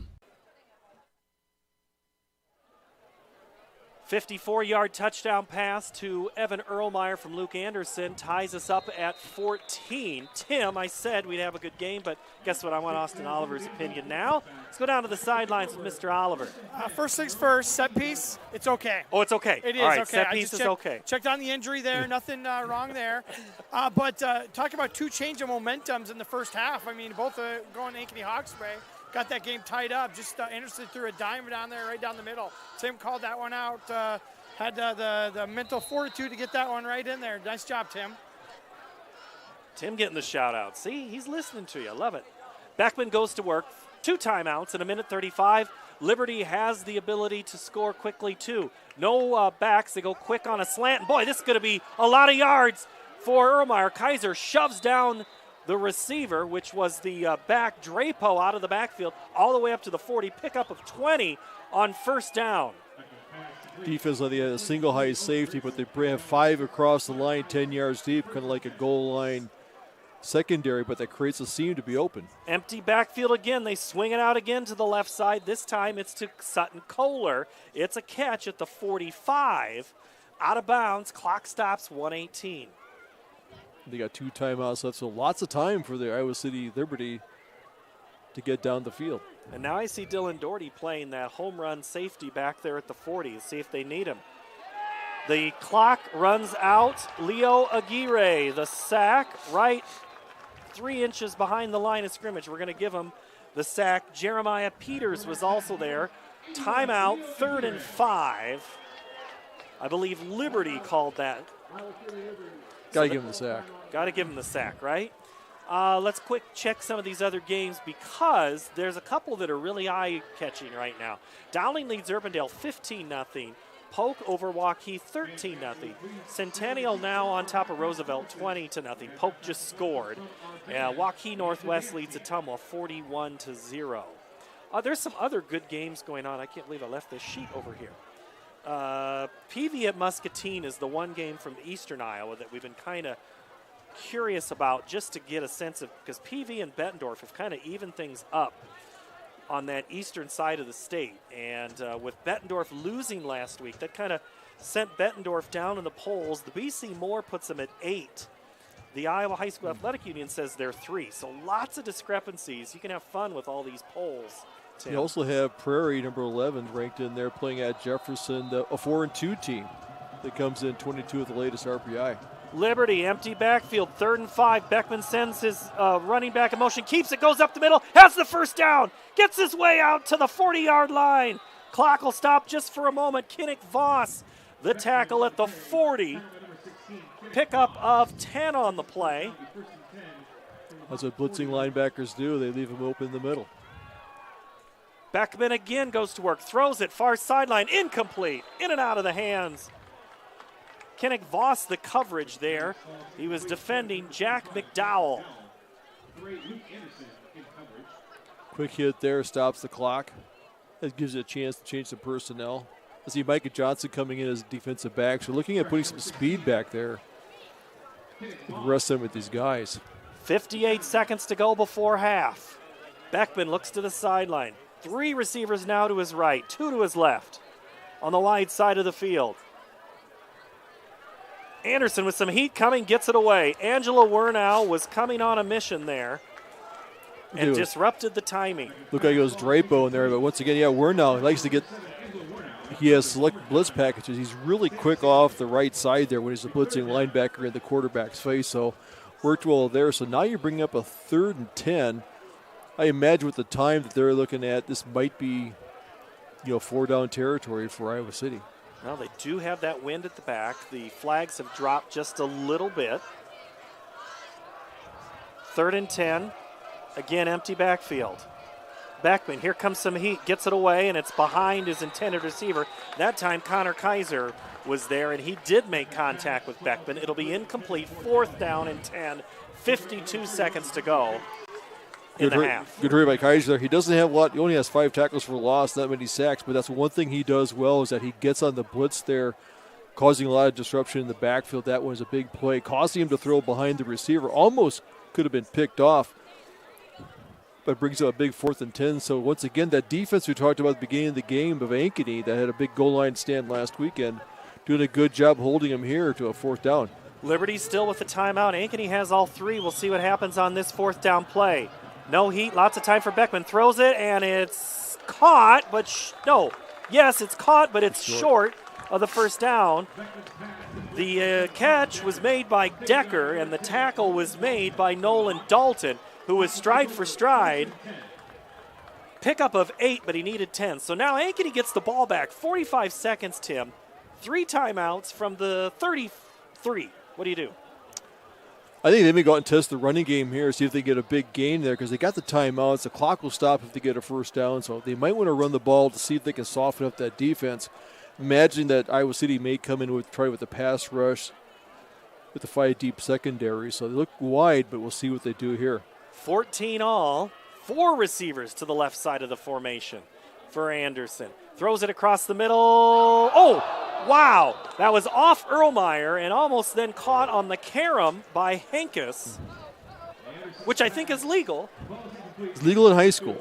It is legal in high school that you can go from receiver to receiver. It's not in college or the pros, but that was down the middle into some pretty heavy coverage. So we'll see if they want to go back to that same play, but they got her back in the backfield. Yeah. Larmy's back in. Larmy's now for either protection or for to get it. And that's protection. They go far sideline, incomplete. Evan Erlmeyer, the intended receiver. On coverage for Liberty right there was Devin Anderson. Now it'll be 3rd and 10, 38 seconds. So now Liberty has a timeout if Ankeny would decide to run it right here, Tim. They could run it and they could force them to burn a timeout. That's one thing that does is Even if you don't get the first down, you force them to burn a timeout. They have none left there and put the ball away. But see if they could pick up 10 yards here. What had been a fast-moving first and second quarter has now turned into a very slow-moving. Anderson is going to do the quarterback sneak or the quarterback draw, and that doesn't feel anybody. Dontrell Skinner grabs him from behind after a gain of about 4 yards, and that'll be a timeout. Liberty, their last of the half, 32 seconds to go. Again, coming up at halftime, we'll have our interview. I think Austin might be on the Liberty sideline. Nope, I lost him. He's on the Ankeny. We'll have Coach Bauer going into half, and then we'll have a quick break, and then we'll watch the Marching Hawks, the Ankeny Marching Hawks. Jennifer Williams in the press box. She's ready to go with the interview, and we'll talk through the show. Staying warm up here in this nice warm press box we have up here with the windows wide open. It's marching band weather, Tim. It is. That series only took about 12 or 13 seconds off the clock. Not the ideal way you want to end your half, giving the ball back to Iowa City. And Iowa City sends Dallas Miller back. He's at their 35. Ryan Harrington in punt formation. And Ankeny moved. Oh, left guard got excited. So now it'll be 5 more yards back. They were standing in formation because they set, then they bring protection over to the right side in front of the punter. So the punters had a few short punts kicking from the right side. So see if you get something a little more directional down the field. Ankeny sends a couple of guys in motion as they do on most of their punts. 32 seconds to go. Harrington, high snap, gets it back, and it's a low kick, and it is going to maybe roll. The only thing Ankeny can do is they fall on it just in case it hits somebody else. But that is no timeouts, 23 seconds. Liberty has to be thinking this is one of the best scenarios that could have come from that series. Yeah, amazing that Harrington actually jumped up, used all of his height there to bring the ball back down. But when they get the ball here at the 42-yard line of Ankeny, lots of time for this high-powered offense. We'll see what they want to do if they want to go down the middle of the field. We haven't seen, last few series try to get to the running backs there if they want to get Dallas Miller involved in the offense. They've done some swing outs to Drapeau and Kohler. Let's see what they do on this play. They empty out the backfield again. Send the 2 receivers to the left and right. Ankeny has been bringing pressure in this situation. Beckman gets rid of it. Far sideline, caught by Dallas Miller, the senior wide receiver. Junior wide receiver, 5'10", 160. Sandvig the tackle, pickup of 3. 3 seconds go off the clock. Trying to keep it because they get a first down. You have to go 7 yards, you get a first down, you get a new set of downs, and then you can still get about 3 more plays in before half. Do you take a shot at the end zone here on second down? Let's see what Liberty does. They go play fake with a little protection. They go the screen. Wide open Kohler. Down that far sideline. He's pushed out of bounds at the 25-yard line. Now with 14 seconds, you are absolutely 3-4 plays here are your options. Right. Much Caleb more Burnett, favorable. big block out there, kicked the blocker out, causing that lane to be inside. There's a big gain there. So now you really have your full playbook here because once you get inside the 30, you can take shots to the end zone. A sack would end the series. Yeah. 14 seconds to go. Out of timeouts. Lightning again bring in a back, and they go with Kohler. Play action with time. Beckman. Aguirre gets his hand on it. That ball squirts away from him. Goes out of bounds at the first down marker. Incomplete pass, but the clock goes all the way down to 9 seconds. I think we have a penalty flag. Could have been holding on there, but he had him in his grasp.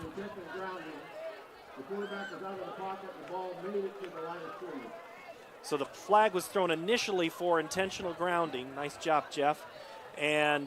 But after talking it over, determined that the ball did get back to the line of scrimmage. Yeah, Aguirre almost made it a moot point. He had him in the grasp. Good job getting out of his block. They're getting pressure on the quarterback because if he goes to set back there. Now the only chance here with 9 seconds to go, they probably want to take a shot to the end zone or something inside the 10. 9 seconds to go for Liberty. 3 receivers come to the right. Now in the backfield is Drapo. Beckman calls it out. Has time. Hit as he throws towards the end zone. Intercepted! Ankeny picks it off. It's Kinnick Voss. Voss still on his feet and tackled at the 30-yard line. And that is how the first half is going to end. The tackle made by Liberty's Jacob Montover. Voss, a returner. Yes. He thought he was playing the role of Cooper DeJean. Yeah. He came back there. He saw some daylight. He made a move there, wanted to get down there. Once again, there was good pressure on the quarterback there, causing Beckman to throw it probably a little bit sooner than he wanted to. But he had only chance was due to throw it in the end zone. But great job by Voss to pick it off, return it. So we will go into the halftime break, tied at 14, Ankeny and Liberty. Austin Oliver is making his way to Coach Jeff Bauer, who is making his way off the field right now, as are the Hawks. The Lightning will go to their shed on the northeast part of the, calling it a locker room is something in the multi-purpose here. So facility. Tim, I'm going to go ahead and have you take the headset off because I want Mrs. Williams to have that because we're going to probably keep it here during the timeout as this is taking a little bit. Austin Oliver, let's go down to you. Coach Bauer, 14-14 at the half. Some positives there for the first half for your guys, but that running game's really got you guys kind of on your heels. What are you going to tell the boys at halftime? Yeah, I mean we're not playing very good. I mean they're running at us. We're not running. We've had 2 big plays on offense, so offensively we've stunk up the joint. I feel like. I mean besides 2 plays, so we have to get better. Defensively, yes, they're running inside zone on us. They got us reeling, but we've held up and stopped them a couple times. So I need our offense to start stepping up and doing what they should be doing. So. All right, good luck at half, Coach. All right, thank you very much. Austin Oliver down on the sideline, and we are going to take a quick 1-minute break. Back in a moment.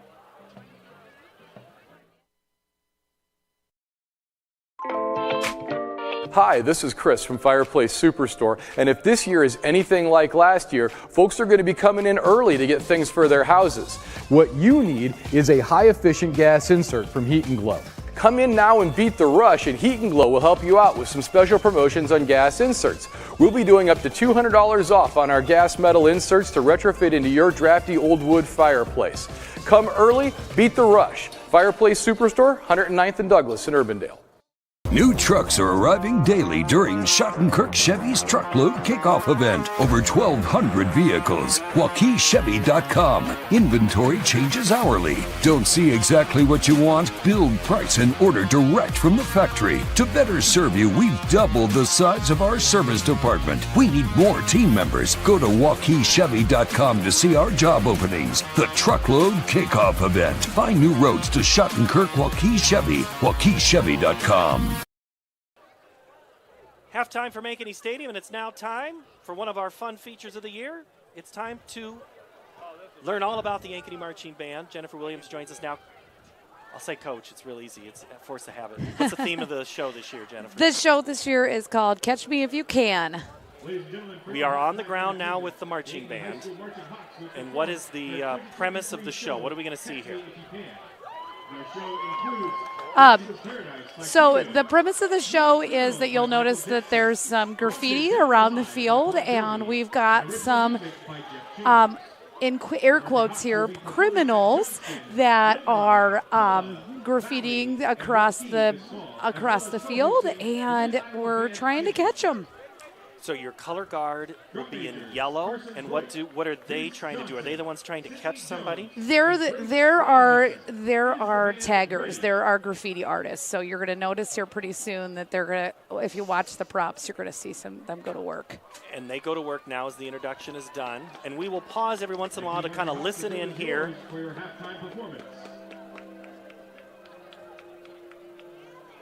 What's the first movement? So this is our pre-show stuff, and it's a little Gangster's Paradise by Coolio. If you notice, this is actually an arrow that goes around so that the color guard is running around, so the tubas are the point of the arrow.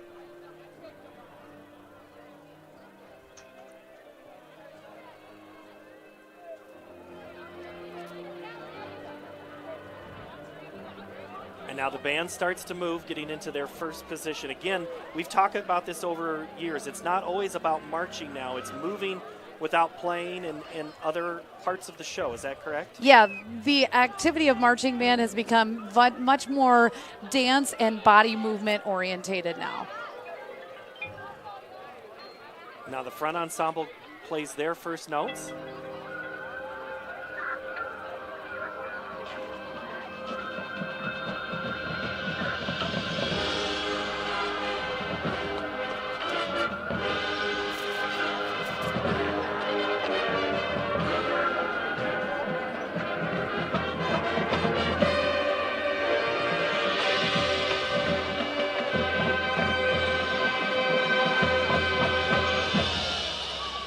That's a lot of members in this band, more than 200, right? Yeah, we're sitting around 230 this year. It's pretty awesome. You are stretched from 15 to 15, at least with players. And we've had our first formation. What's next? We've had our first big hit, so now we're going to have a couple little features here. So right now we're featuring our woodwind section over on the right side of the field, and also our rifle line up front.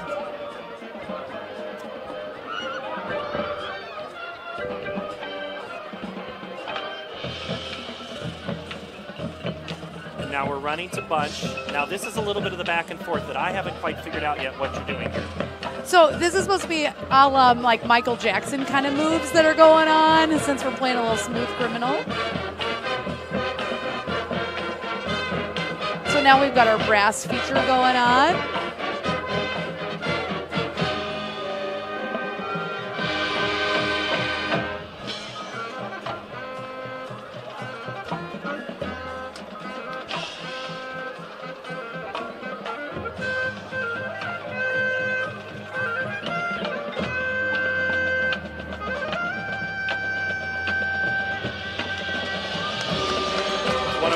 Solos there. Who was doing it tonight? That was Carter Ross. He's a junior in the band program.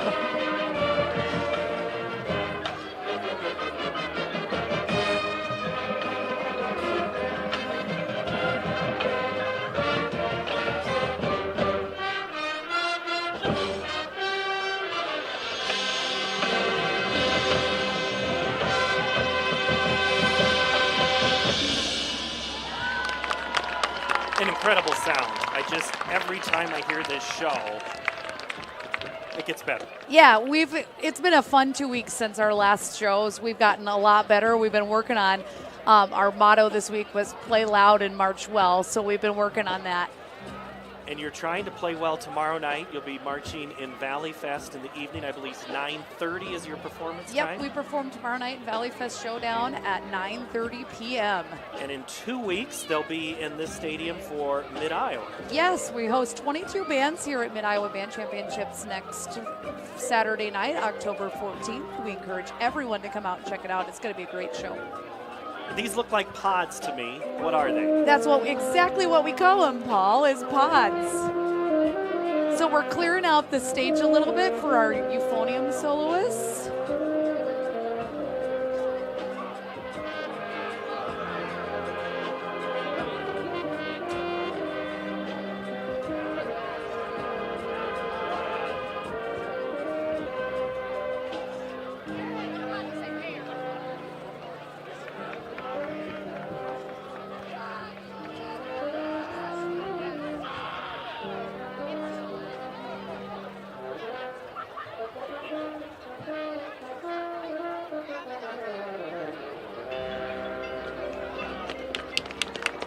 Three soloists there. Who were they? Yes, we had three soloists. We had sophomores Anders Rep and Brandon Shanahan and junior Nick Roby, all on euphonium or marching baritone. And so the set pieces have moved just a little bit. Now we just saw some of the band pop out from behind, and now they're moving into yet another formation. Yep.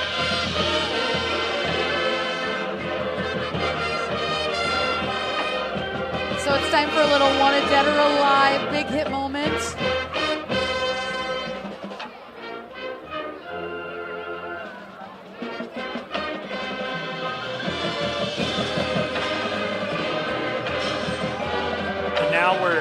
call it? Are we dancing? Yeah, it's the rock out dance session, yeah, for sure. So it's a nice little mix of Wanted Dead or Alive and Gangster's Paradise.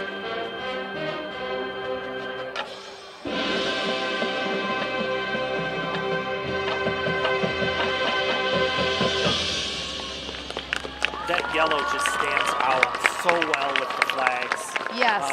Was that, who helped you come up with that concept for the color scheme there? The color scheme was actually a band staff color scheme. I think Mr. Newhart, myself, and Mr. Bauman all were just, and our Patty Averkamp, our color guard coach, were just sitting in my office one day and talking about colors, and we kind of thought about, if you remember, Where in the World is Carmen Sandiego? Of course I do. Yeah, that yellow jacket. So that's kind of where that got started.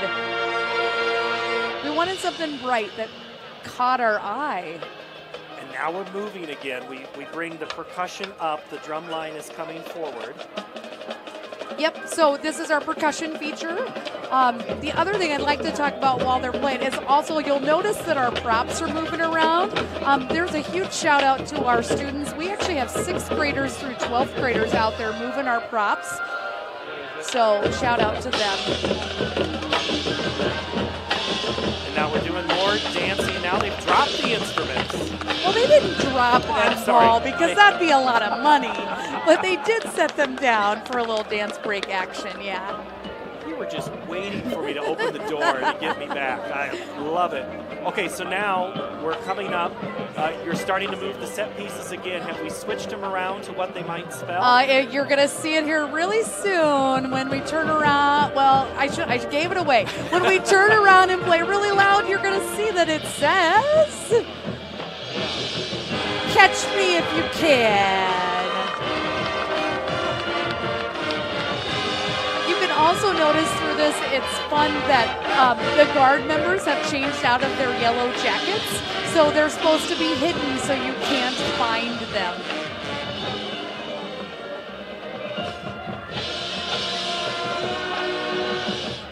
Big finish, here it comes, right? Yep, and one last guard member is going to run across here. She's going to tag the whole band with some pink spray paint. Yeah, what a fun show. Nice work, Marching Hawks. One more chance to catch them in a football game in 2 weeks. Correct. Yep. Valley Fest tomorrow. Next week, Mid-Iowa, you're playing in the early slot, I believe, this year. Yes, I think we're on at 7:55. And then Centennial will play the evening slot. Did I hear maybe there's a college marching band coming in? Yes, so let me make sure I get all the title. The Iowa State University Cyclone Football Varsity Marching Band will be performing an exhibition at the end of the night. I think they're on at 10:25 or something like that. And this stadium fills up for it. So if you want to come and spend, I believe it's around 5, 6 o'clock the first band starts playing? First band starts at 4 with 22 bands. Okay. Yeah, so we start at 4 on the 14th. So come out and check us out. It's going to be a great show. Lots of great bands from across Iowa are going to be here for that show on the 14th for Mid-Iowa. And congratulations, first place Linmar, first place Pella. Is that correct? Correct. Yep, it was a fun weekend out in eastern Iowa, so a long Saturday. It was a long, throwing a 50-minute delay, which some of us were actually very happy for. Oh, yes. Allow us to get you a couple more players. Yes, exactly. Yes, we appreciate when we can get everybody on the field. Okay, real quick, give me last shout out to staff and volunteers, Super Uber volunteers that helped make this run. Oh my gosh, I don't know if I can make that quick. So super shout out to all the band staff, Kelly Weber, Nathan Newhart, Christian Bauman, Crystal Rumball, Pam Hayden, Patty Averkamp on color guard, Emma Caruso on color guard, Dr. Jonathan Sharp on percussion, our head band parent, Kelly Houghton, our boss of a trailer dad, Dean Hempel, the thousands of parents, it feels like, that help us move things and get places and fix uniforms and make sure we look and perform our very best and make our job really fun as the Marching Hawks and make me look really good. Congratulations, the band looks great again. Thank you so much for doing this and yes, explaining absolutely. the show again Thank you, to us. Paul. That's Jennifer Williams, Director of Bands for Ankeny High School. We're tied at 14. We'll take a look at the stats from the first half. Get you ready for half number 2 of this great 5A game from Ankeny Stadium. This is high school football on CISM.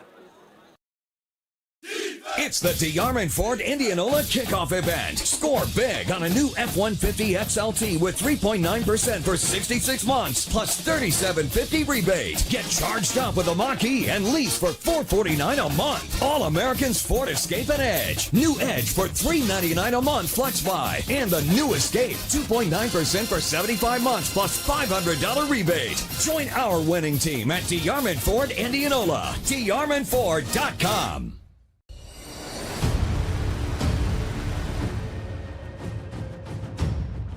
Hey, you two, we all want to be winners, right? The winning drive comes from choosing unleaded 88, a cleaner burning fuel made from corn.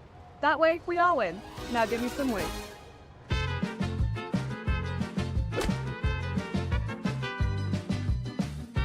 That's the winning drive. Now let's go get some tailgating snacks.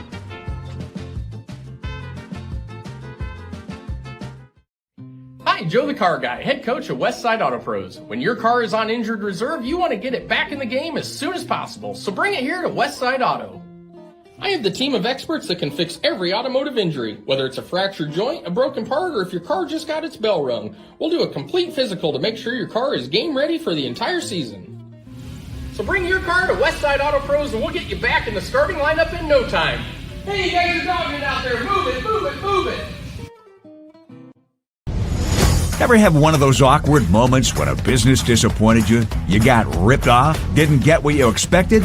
The Better Business Bureau can help you avoid these uncomfortable situations. BBB accredited businesses are honest, ethical, and reviewed annually by the BBB. Don't experience another awkward moment with a bad business. Trust the ones that operate with integrity. Look for the BBB seal. It's the sign of a better business. And find a better business anytime at bbb.org.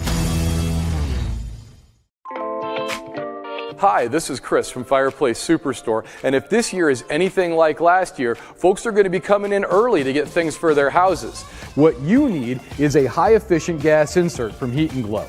Come in now and beat the rush, and Heat & Glow will help you out with some special promotions on gas inserts. We'll be doing up to $200 off on our gas metal inserts to retrofit into your drafty old wood fireplace. Come early, beat the rush. Fireplace Superstore, 109th and Douglas in Urbandale.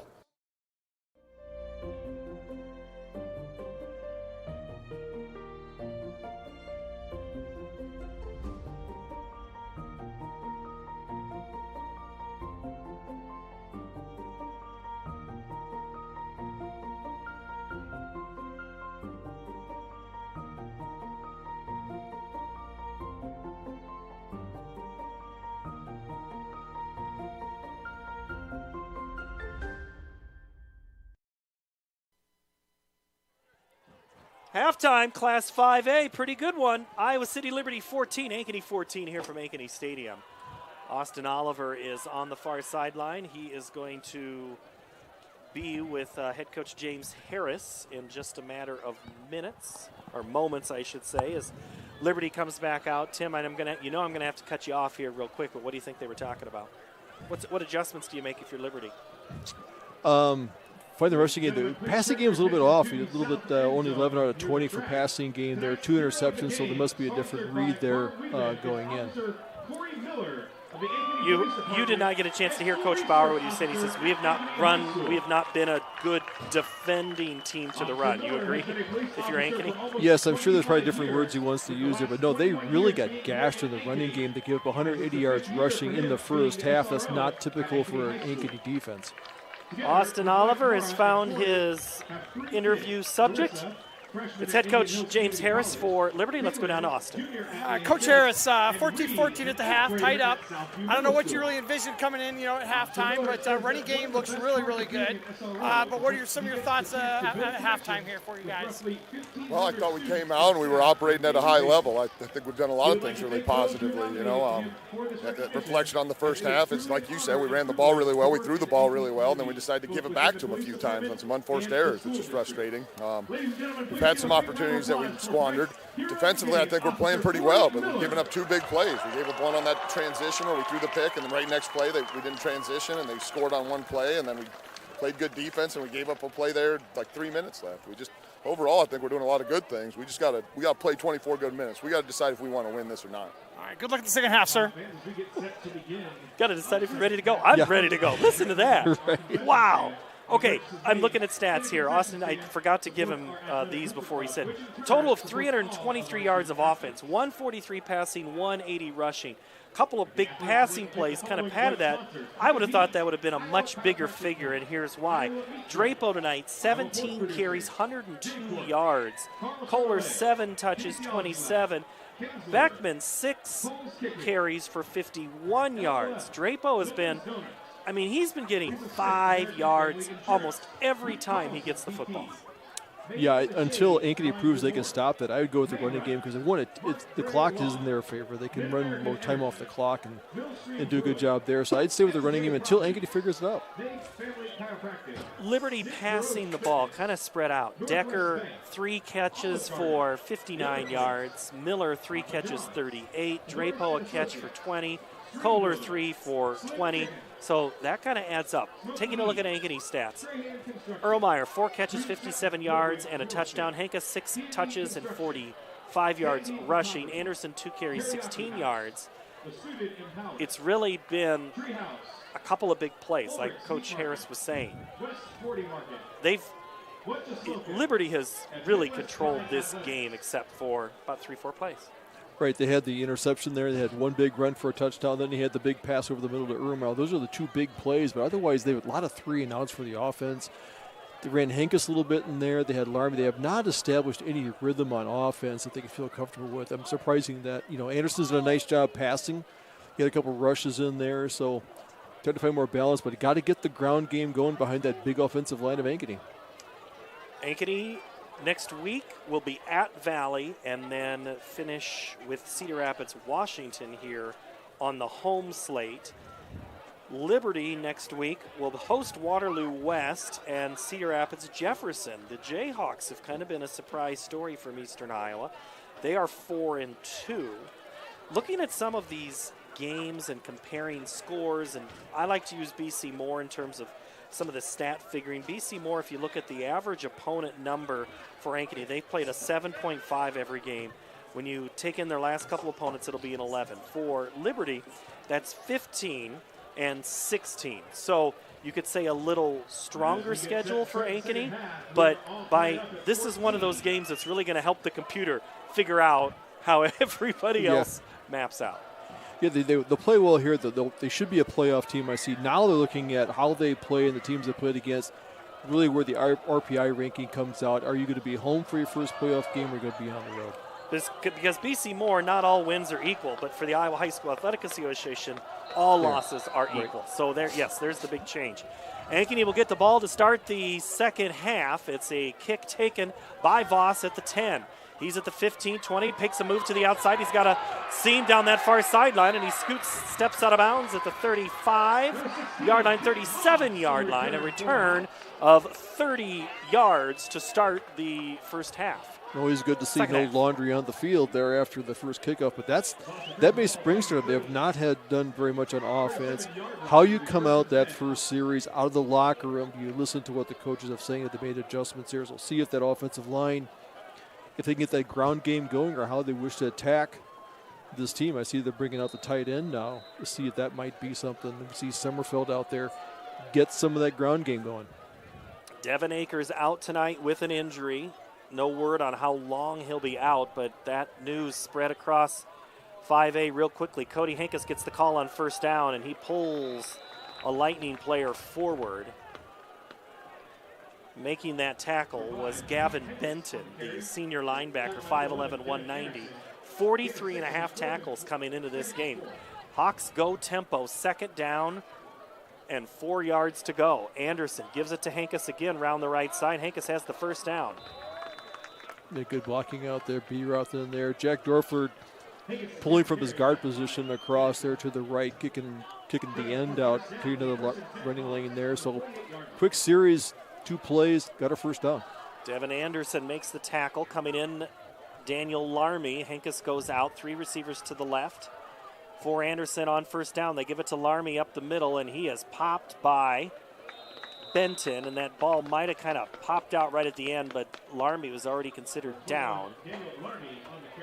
Positive carry there, picking up 5 yards, falling forward. So using both of your running backs, they complement each other, Larmy and Henkes in the backfield. Gain of 5 for Larmy. Daniel, the sophomore, gets a call again, a little stunt, and Larmy is going to reach his way and I think get the very, very close. Again, the tackle, Gavin Benton for Liberty. It'll be 3rd and 1 from the 38-yard line. Yeah, Nathan Burnett also there on the tackle. Couldn't quite pull him down. Now they're bringing a heavier package in there, bringing an extra lineman. See Julian Hernandez coming in. They're playing like a tight end, but he really is a guard out there. See, they'll go to heavy formation. 3 backs behind Anderson. Now he gets Erlmeyer. Play clock at 10 as they quick snap it to Henkes on a borderline wildcat type action. Anderson turned around like, oh, what are you guys doing? Quick set, same personnel out there. Tempo again. Erlmeyer now comes to the near side, and now coming out, way out, is Evan Spence. He's got to get on the line of scrimmage. They throw it to Erlmeyer, and Erlmeyer has some room. He kind of high steps it, gets down inside the 30 to the 25. That's one of the more interesting plays I've seen in quite some time. Evan Spence came from his left tackle spot. He had to get on the line of scrimmage to block. Yeah, he was out there. He didn't know if am I a receiver or am I a blocker, but he was smart enough to get up on the line to make the mark to make sure you had enough men on the line of scrimmage. Well, I think the difference for a lineman blocking a smaller corner is harder than blocking a big D tackle. Henkes around right side, cuts it back up at the line of scrimmage and gets a yard, maybe 2. Big block there by Lucas B. Roth. Something puts a tear in the lineman's eye that he did a pancake on his block out there, but, using a wildcat with Henkes out there, but getting some motion, getting some speed. Gavin Benton again, the tackle. Henkes kind of has to pause for a moment to kind of collect the football that didn't quite hit him in the gut as the ball's inside the 15-yard line. Benton again also coming up. Looked like it was Braden Bell from his secondary position. Handoff again, Henkes. He's met at the line and he's going to get no gain. Right there at the line again, coming up is Nathan Burnett, like he was stunting on that play, and now it's 4th down. What was 3rd and 1 has become 4th and 3. Yeah, so here looking at, you don't need to go for a field goal here, so looking at what do you have there that can gain 3 yards. Have been successful. Now we're back in that I formation. Again, they like to run off tackle there. They got the extra tight end there in the formation. Anderson, hard snap count. Almost got Liberty to jump, but now he looks off to the side. Play clock down at 8. I'm not sure the Hawks want to run it. I think they're going to call timeout, and they do. Jeff Bauer says timeout at the 8:11 mark. Tied at 14. Back in a moment from Ankeny Stadium. Trucks are arriving daily during Schottenkirk Chevy's Truckload Kickoff event. Over 1,200 vehicles. WaukeeChevy.com. Inventory changes hourly. Don't see exactly what you want? Build, price, and order direct from the factory. To better serve you, we've doubled the size of our service department. We need more team members. Go to WaukeeChevy.com to see our job openings. The Truckload Kickoff event. Find new roads to Schottenkirk Waukee Chevy. WaukeeChevy.com. Iowans are working hard, but high prices make it even harder to keep food on the table. Record numbers need help. Your neighbors, your friends, your community. Stopping hunger starts here.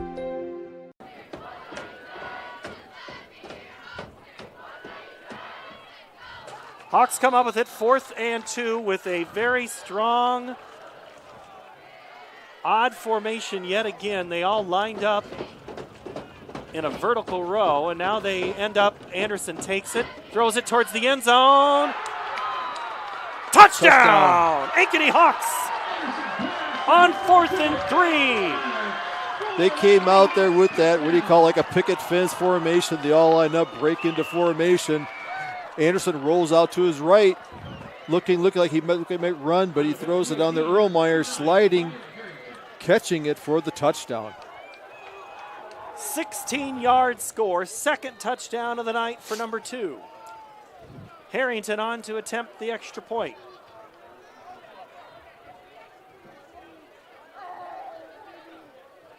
I think Andy Reid has taken over on calling plays. That kick is pushed to the right. No good. That could be huge. Could be a factor. Ankeny 20, Liberty 14, 8:05 to play from Ankeny Stadium. Hi, Joe the Car Guy, head coach of Westside Auto Pros. When your car is on injured reserve, you want to get it back in the game as soon as possible, so bring it here to Westside Auto. I have the team of experts that can fix every automotive injury, whether it's a fractured joint, a broken part, or if your car just got its bell rung. We'll do a complete physical to make sure your car is game ready for the entire season. So bring your car to Westside Auto Pros and we'll get you back in the starting lineup in no time. Hey, you guys are dogging out there. Move it, move it, move it. Free Godfather's Pizza begins with the download. Order through my new online ordering app and start earning free pizza and sides. It's easy. Download the Godfather's Pizza online ordering app today. Do it.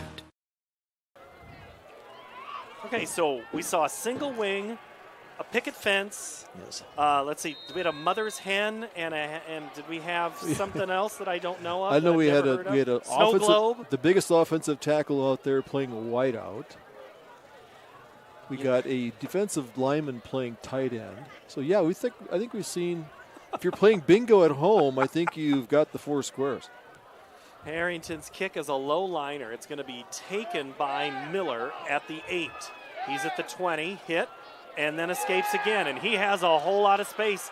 It may have to be the kicker, but instead it's number 3, which is Jacob Moorfeld. Great return up to the 36-yard line. Let's watch that kickoff again, kind of bounced on Miller. Just a couple of missed tackles there. It was Doherty that did finally knock him out. So, Graham Beckman goes back to work. Lightning have it. 1st and 10 from the 36-yard line. They move it back because everybody wanted extra yards for free there. So, Liberty puts a back in the backfield. And they go run with Drapo, and what's he do but get 5 yards? Kaiser, Z, and Manning Allen in there. Once again, his coach said that it didn't do a very good job stopping the running game, and Iowa City should go back to it until they learn how to stop it.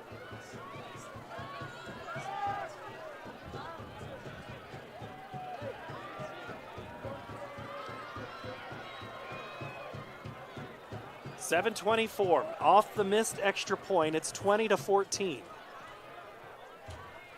Handoff Drapo. He's popped and then still falls forward and gets very close to that first down marker.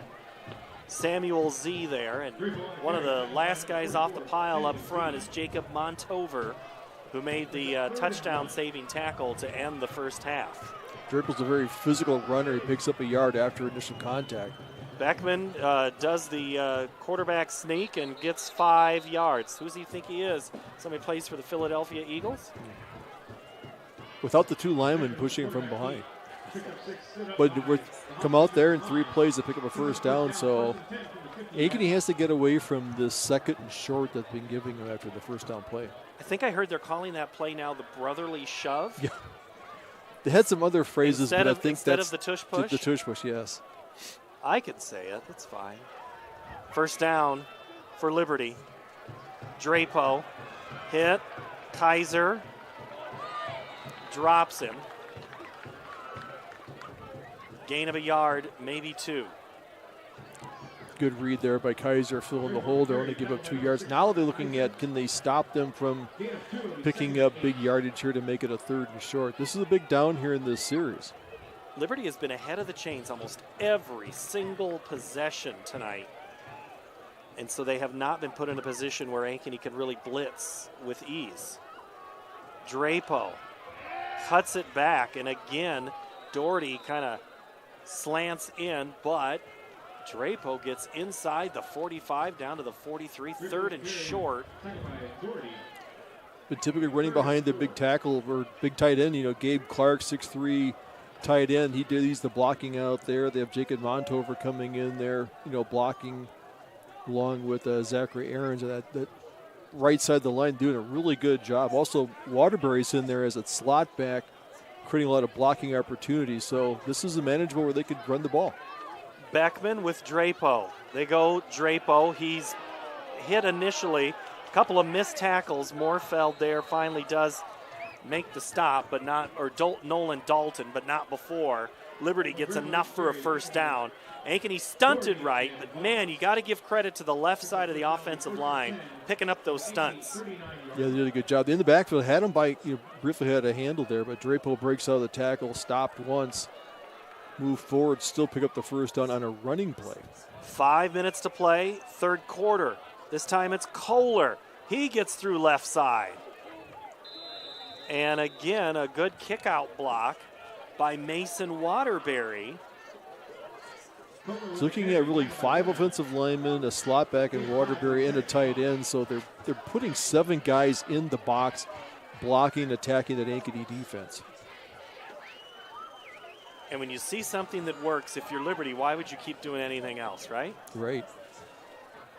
And you wear down a defense. Handoff, Kohler gets by the stunt, keeps going. Kennick Voss makes the stop as Kohler gets all the way down to the 16-yard line. Great run. You get that mismatch inside when you bring 7 blockers like that. You bring the linebackers in. All you have to do is pop past the line of scrimmage, and then it's wide open for you. Then you're going to see these big gashing gains there. So long drive, time-consuming drive by Liberty. So if you're Ankeny and you're trying to cheat around that backside and you miss the timing, that play's going to go for 15 yards, right? Yep. If you don't make the tackle, you're getting in the backfield, but these are tough backs to bring down with just an arm tackle. It's Kohler again. Play action. Beckman rolls, throws towards the end zone. Nearly caught by Miller. Would have been very close to a first down. Right. Samuel Sandvig there, as well as Moorfeld. The secondary's done a really good job of looking at how they're running their pass offense and getting on there. They've got the jump on there. They had their hands on it momentarily. They already got 2 picks this game, so they've really done a good job containing the passing game of Beckman outside of a few big plays there. It's just the running game's having a hard time getting it stopped. The rare miss on first down for Liberty. It'll be 2nd down and 10. Ball at the 16. Under 4 minutes to play here. Third quarter, Ankeny 20, Liberty 14. Drapo gets to the outside, still on his feet, gets to about the 10 before Connor Kaiser comes up. Pick up a 6 on a run play on a 2nd and 10, so it makes the 3rd manageable here for them. Drapo does a nice job of getting out there, planting his leg and cutting up field, being very decisive as a running back. Picking his holes very well. Dallas Miller and Colin Decker lined up to the left side. Beckman pays a lot of attention to them on the left, so look for something up the middle or to the right. Or maybe I'm just thinking the Ankeny offense, right? All these hand signals and misdirections. He's like Warnow's faking the blitz. Drapo up the middle inside down to the 5-yard line, which is enough for a first down. It'll be 1st and goal for Liberty.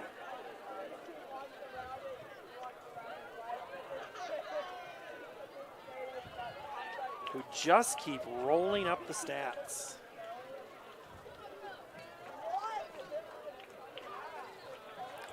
You're down there at the 6-yard line. I'd be running Drapo then off, right inside those tackles. They did a really good job. Here on the right side, they bring in Waterbury and the tight end. See if that's where they want to go. Drapo gets the call, cuts it up the middle, still on his feet, dives for the end zone, in for the score. We're tied at 20.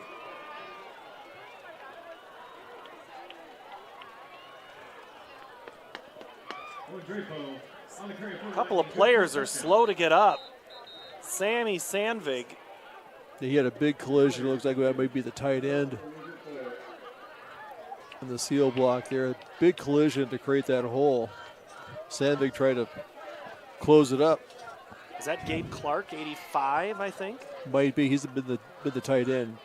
Oh, 68. 68. So that is Will Quast Villafana.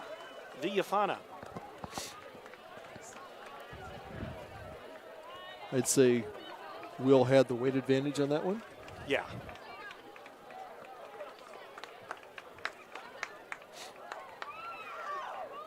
So now it'll be an extra point away for Liberty.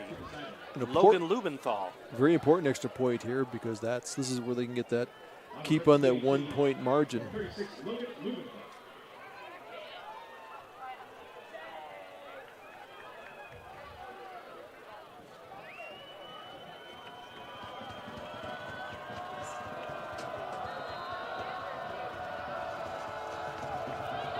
Good snap, kick is up, and it is good. Lightning take the lead, 21-20 with 2:32 to play here from Ankeny Stadium. This is high school football on the Central Iowa Sports Network.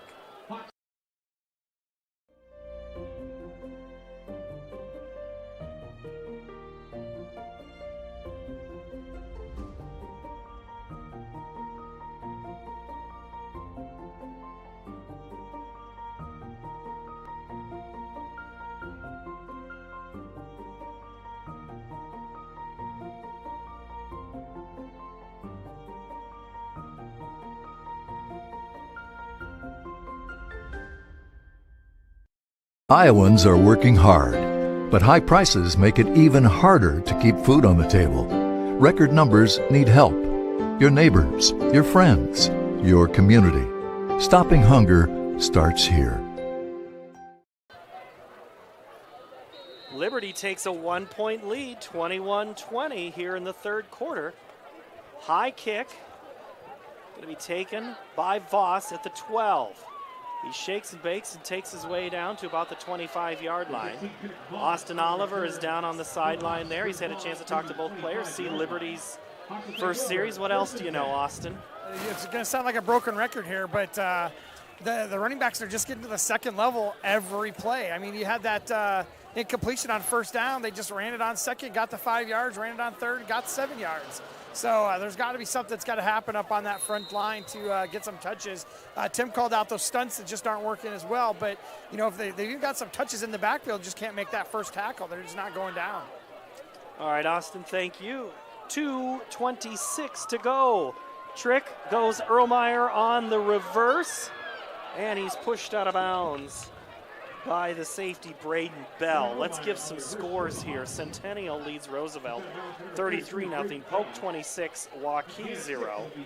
Dowling at the half leads Urbandale 22-0. Prairie leads Jefferson 34-love. Waukee Northwest 62, Ottumwa 13, and Pleasant Valley leads Muscatine 31-14. Handoff up the middle for Ankeny. Big run. That is Cody Henkes. He's across midfield, down the near sideline to the 40-30. Pushed out of bounds at the 28-yard line by Liberty. Huge pickup there. Tackle for Liberty by Carter Myers. There's a look at the play. Goes right up the middle. Very reminiscent of the touchdown that he scored earlier from 33. Yeah, good blocking at their seal blocks in the middle. The offensive line is starting to take over for Ankeny, and on their side of the field, though, we're seeing a running fest here. Gain of 42 on the play. Larmy now, Anderson calls his own number on the quarterback draw, and he is stood up by you-know-who, Gabe Benton there again for the Lightning. Anderson also there for the tackle, but they gained 3, maybe 4 yards on that first play. Last time they had this series, they kept the personnel out there and went up-tempo, so see what they want to do here now. 148 to play here in the third quarter. Hawks trying to answer the score. Henkes, that's Larmy who hops over the pile. Technically, I think you got to give Dantrell Skinner a tackle on that play. He was in the bottom of the pile. 3rd and 2 here. They've gone to I formations. They've gone to the old wing T. See what they draw up here. 2 receivers to the right. Hard snap count. Doesn't quite get Liberty to jump all the way. 3rd and 2 as we approach a minute to play third quarter. Anderson, the give to Larmy.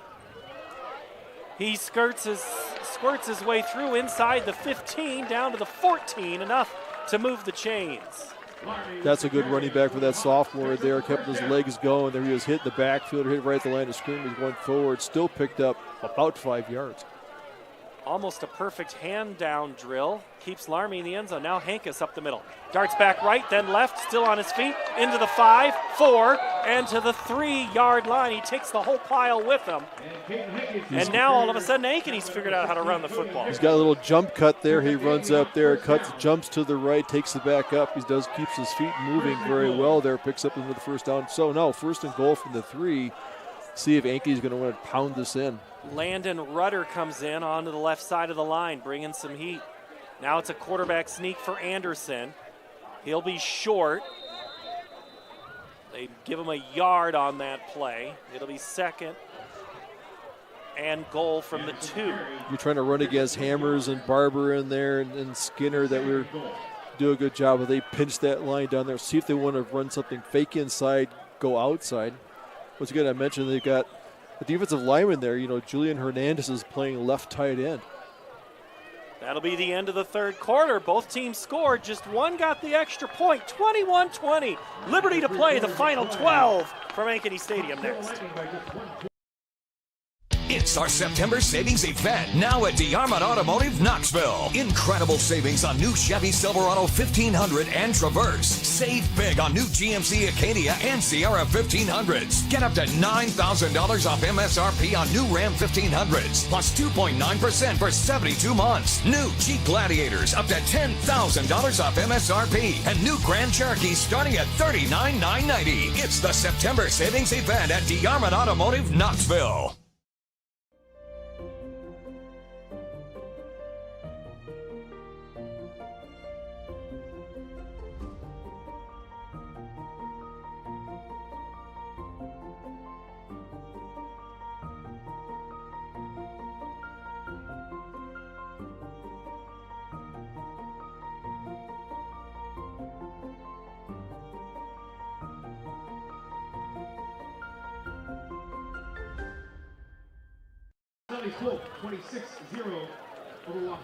Ankeny will have the football to start the 4th quarter. They're down by a point. Missed the extra point on their last touchdown. The Hawks are marching. 2nd and goal from the 2. They did a quarterback sneak on 1st and goal from the 3. Let's see if they do it again. I formation. Hankus the I back. Anderson takes the snap from under center. Hands it off Hankus up the middle. He has a defender for Liberty who comes around the right side. Nathan Burnett makes the grab, and it'll be 3rd. I don't even know if he gave him I think no gain. That's a lot. It takes a while to run that formation. When you're the fullback up there, you're doing that dive play, from the 2-yard when something hits a little bit quicker. So see if they want to change that. They've mixed it up here. They've done a couple different formations. Heavy backfield. They go with that vertical formation, and again, quickly go out. Don't change too much. A.J. Heck to snap the ball. High over Anderson's head. Picks it up, falls on it. Back down at the 15-yard line. It goes from no gain to backwards to this is a potential field goal now, and it's not going to be easy. Anderson comes up limping a little bit, but there was, went to a quick, might have been moving as the ball was coming back. There's a little bit of a high snap there, but luckily he got back on the ball, which is the most important thing. So now they're back at the 16-yard line. Harrington to attempt a 32-yard field goal from the middle. The snap, the kick is up, and it is good. Ankeny retakes the lead, 23-20 on the tray. This thing just got real interesting. Back in a moment. Hawks take the lead, 23, the Lightning's 21. Trucks are arriving daily during Schottenkirk Chevy's Truckload Kickoff event. Over 1,200 vehicles. WaukeeChevy.com. Inventory changes hourly. Don't see exactly what you want? Build, price, and order direct from the factory. To better serve you, we've doubled the size of our service department. We need more team members. Go to WaukeeChevy.com to see our job openings. The Truckload Kickoff event. Find new roads to Schottenkirk Waukee Chevy. WaukeeChevy.com. You can be talking all sorts of different scenarios here in this game. Ankeny had the ball 1st and goal from inside the 5, had to settle for a field goal, but has taken the lead back 23-21. 10:43 to play in this Class 5A game. Ankeny looking to go to 5-2. Liberty back to 3-4 with a win. Lots of football to be played. Harrington, who just kicked the field goal, now kicks it 5 yards deep. Austin Oliver is down on the sideline. Austin, the flags look like they've picked back up, right? Am I seeing that correctly? Yeah, it feels a little breezy down here. I don't know if it's really affecting the game all that much, but I think the 2 first drives for Ankeny are kind of what we expected tonight. They didn't punch that one in at the end there, but I think really this is the drive of the game for Liberty right now. They've got to get down that field and get a score into the end zone to get this keep this one interesting. And if you're Ankeny, this is the drive you need to figure out how to stop the run, because the Hawks have been struggling so far in the second half for sure, and almost the entire game. 10:43 to play. Liberty with the ball at their own 20. They go quarterback keeper. Beckman is stopped. Saw something different on the RPO, and Kaiser made him pay. Beckman with the keeper. Yeah, nice job there, tackled by Kaiser, but they're focusing on the quarterback, not letting him get through as a free runner in there. So that's one of the few times they've got him into a long situation on second down. See if they're going to go back to the running play. They have not seen a pass here to the outside to Miller in some time. Drapo is behind Beckman, and it's Drapo's ball who gets his way into the secondary. Again, it takes 4 Hawks to bring him down. Voss, Kaiser, Wernow, all combined, but enough to move the chains. 10 yards on the game. He's got more blockers than he has defenders. Lightning running at will. And now Ankeny's secondary is almost within 5 yards of the football. So that's the time where if you're Liberty, you're like, all right, let's take a chance deep. Instead, they hand it off Drapo right side. Wernow stands him up, Sammy Sandvig there, but the moment I say it, Tim, I think if you're Liberty, why would you do anything different right now, right? Yeah, after throwing 2 interceptions, what you're doing is you're the first contact you're getting as a running back is 3 or 4 yards downfield. So even though they're getting the tackle, they aren't getting past that initial point where the blocking is the point of attack. And the defense just isn't scraping over and getting off their blocks. Liberty played in 4A last year, their first season in 5A.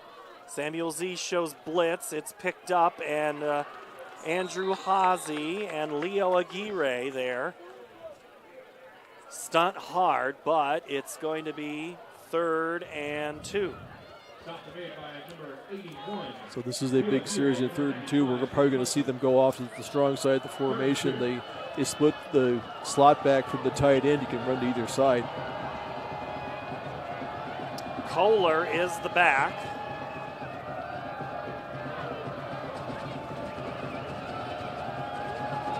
He'll now go to the right hip of Beckman. They give it to Kohler. He falls forward, but not enough for the first down. Connor Kaiser makes the stop. Yeah. Does a little dance. Big 4th down. He slipped there a little bit in the backfield, couldn't pick it up. So if I am Liberty, they've been running the ball quite well. They didn't want to take a gamble here on a 4th and 2 and run the ball. Looks like they're keeping their offense back in the field. They bring back in Owen Drapo, who's had a little more success running the ball. Look for him to get it here on 4th and 2. He may run, he may see the quarterback. You know Beckman's a dangerous runner. He may keep it himself. Liberty needs to get to the 40. Drapo gets the call. He's short, well short. Sandvig and Z were there first, and Liberty, for the 3rd time tonight, turn it over. That was a big turnaround there. Sandvig, who's been dinged up this game, playing through some injuries here, came there, made a big caught in the backfield, not letting him get any feet underneath him to drive the ball. So big play there, goal line defense, basically for Ankeny Hawks. Turnover and downs, 2nd time tonight that they have turned the ball over and downs. But if you're Liberty, I don't blame you for that call at all. I mean, you've been having your way. I mean, they're at how many yards rushing? 262 yards rushing on 47 attempts. In 2 running plays, they gained 1 yard. Ankeny gets the football back. Hankus next to Anderson. Cody gets the call, and he's pulled to the ground by that senior end, Dantrell Skinner. That defensive line leader, clock now at 7:40. Gain of 3 on the play. Use those big tackles. Lucas Beerath at 256. You got Evan Spence at 255. I would just keep pinching what they're doing there. They're getting Dorfler in there as well. Doing some good blocks. They're finding some running room in the second half that it's created this short field for them. So see what they do here on the 2nd and 7. Andrew Brandhorst comes all the way about 4 yards from being off the field. They go underneath Henkes, spins his way out to the outside, and he's got a man to beat, and he's shoved out of bounds by Bell. Not before he picks up then enough for a first down all the way down to the 15-yard line. Gain of 19 on the play. Little spin move there. He bounced to the outside. Henkes, he's deceptively fast for a running back. He's not real big, but doing a yeoman's job here tonight. He's got 438 yards rushing coming into this game, and he's done a really good job tonight. Yeoman, nice. Haven't heard you use that one yet tonight. Oh, I'm full of surprises. That's right. Henkes is brought down by Devin Anderson. Anderson on that play, I don't know if we'll see a replay of that one. He shielded off a great block and then just kind of was pushed back into the play. Great stop there by Anderson. We've lost Shu here.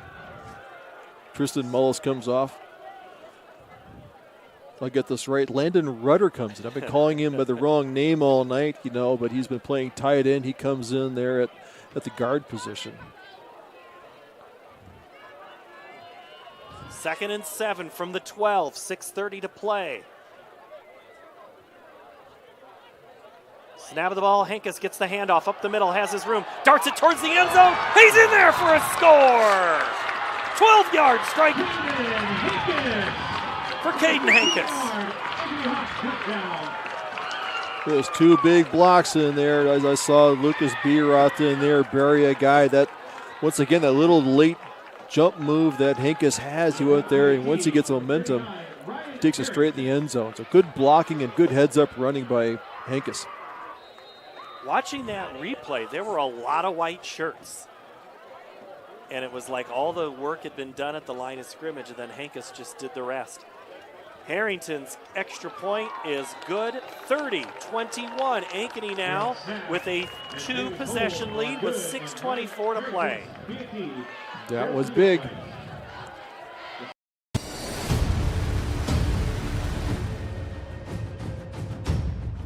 Hey, you two, we all want to be winners, right? The winning drive comes from choosing unleaded 88, a cleaner burning fuel made from corn. That way, we all win. Now give me some wings.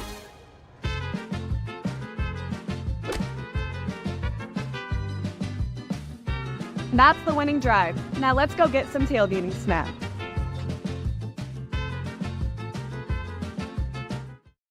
It's the Ankeny takes a turnover on downs, cashes it in for a touchdown. Henkes tonight, 19 carries, 158 yards, and another touchdown. So that's 2 for him, 2 for Erlmeyer. And Austin, our prognosticator, said this was the big drive for Liberty. It's like you guys are texting each other or something. Kickoff is taken by Miller. He's got a great return on until he's met right at the 23-yard line and drilled down. Great special teams tackle. Hold on, that's a name I don't normally see. I think, hold on, that was Gavin Wise who made that stop. Let's go down to Austin Oliver. Yeah, I just think big stop from the Hawks and just right down the field for the score for the Hawks. Puts them up, 9 right now? They're in a good spot right now. I just think they're just wearing out the Liberty offense and defense right now is what I'm seeing down here on the field. 1st and 10 from the 23, 6:18 to play. Now it's a little bit more of a sense of urgency for Liberty. But Tim, you heard Austin say, he said, I think, maybe wearing down Liberty. At what point, though, could you say the same thing about Liberty wearing down Ankeny? Ankeny's defense has been out. They were out there a lot for the first half, but here they've gotten some outs. They got a little bit of energy here, so see if they want to do something, make a big play. Quick throw goes nowhere. Fumble. Ball comes out. Ankeny thinks they have it. The catch was made by Miller. Officials are still waiting. Nope, he mentioned Liberty. Miller got back onto the ball. I have the glasses on that play, and it did see it come out, but lots of things happen in the bottom of a pile. He probably came out on the ground. He might have got back in there, but Moorfield get to stretch it all out. But good pursuit by the defense, not letting him get free, taking the ball off the sideline. And now Liberty behind the chains, 3rd and 7. Rare spot for them. Beckman drops back with time, throws a great pass down the sideline, and it's almost intercepted. Oh, that would have been a pretty play if it would have been caught right at the 40. Going up way high was Dallas Miller. He runs sharp routes. Coach says he's very good at running those routes, and he was open. Great job by Kenny Voss coming back there, back across the formation. Running back leaped as high as he could, tipped the ball away. Going for it on 4th down. Liberty sensing at 5:30 they have to go for it. 4th and 7 from their own 26-yard line. Here comes the blitz, and it's going to be a sack. Oh, my! Jacob Moorfield, I don't think Beckman saw him coming. No, he was on coverage here on the left-hand side, and then he just shot out of a cannon and went there. He never saw him coming. He hit him right in between, right on the 8s. Oh, and he came right from the corner. He was defending. I can't tell if that was Waterbury or McDowell on that play. Can we see that replay one more time there, Randy? He faked like he was in coverage, so he never expected him to come in, so he just came off the corner. Here's that play again. Yeah, he's lined up there on the numbers. He's pressing. And just went right on by. I thought for a minute that Beckman saw him. All right, Ankeny takes over. 1st and 10 from the 18. And, oh, what a hit. Oh, my. There is the Dontrell Skinner we were promised.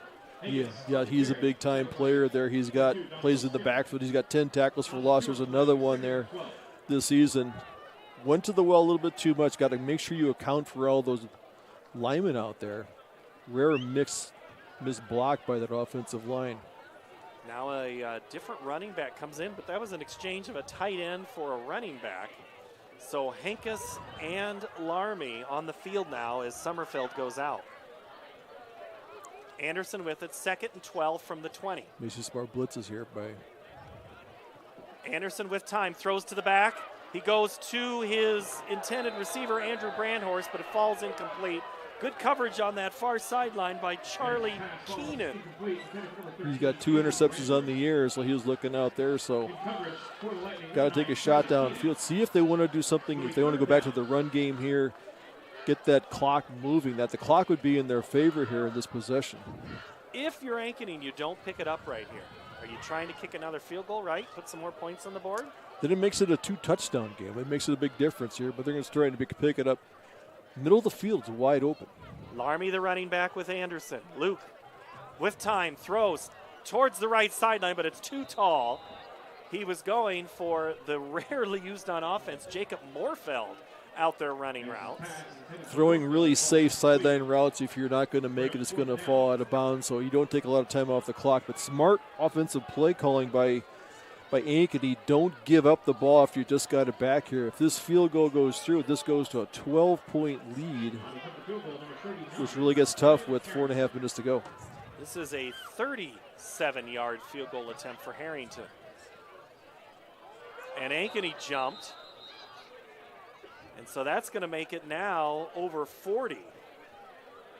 I believe it was Ankeny that jumped. Yep, they tried to jump there to get that wedge formed there so they wouldn't let anybody through the middle. But it is a false start against Ankeny. Coach Bowers is, first mental mistakes here. He's got the leg because he does get plenty of height on the ball, so if he just follows through, he's kicked off into the end zone. He kicks it high, so this is well within his range. Carter Bailey, the holder, he sets his knee down at the 33, which makes it a 43-yard field goal attempt for Harrington.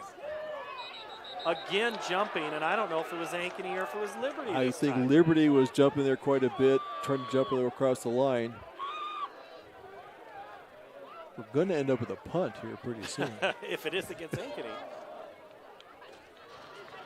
And Harrington thinks it's... All right, the Kelsey Brother podcast, they do a segment called No Dumb Questions because they know they have a whole new set of fans. Yeah. They do. What's the difference between offsides and encroachment? And they're doing questions, and they got done with it. Like, I had to look that one up. I didn't know the difference of the two. So it wasn't just for the new fans to football. Harrington again. The field goal kick finally is up and good. Good.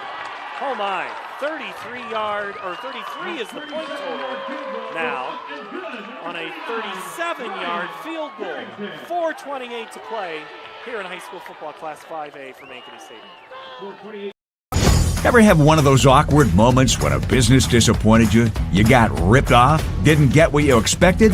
The Better Business Bureau can help you avoid these uncomfortable situations. BBB accredited businesses are honest, ethical, and reviewed annually by the BBB. Don't experience another awkward moment with a bad business. Trust the ones that operate with integrity. Look for the BBB seal. It's the sign of a better business. And find a better business anytime at bbb.org.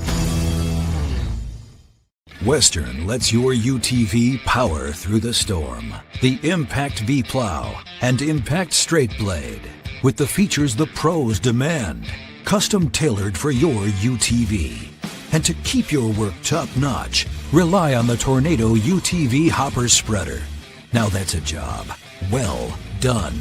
Western, more jobs done faster.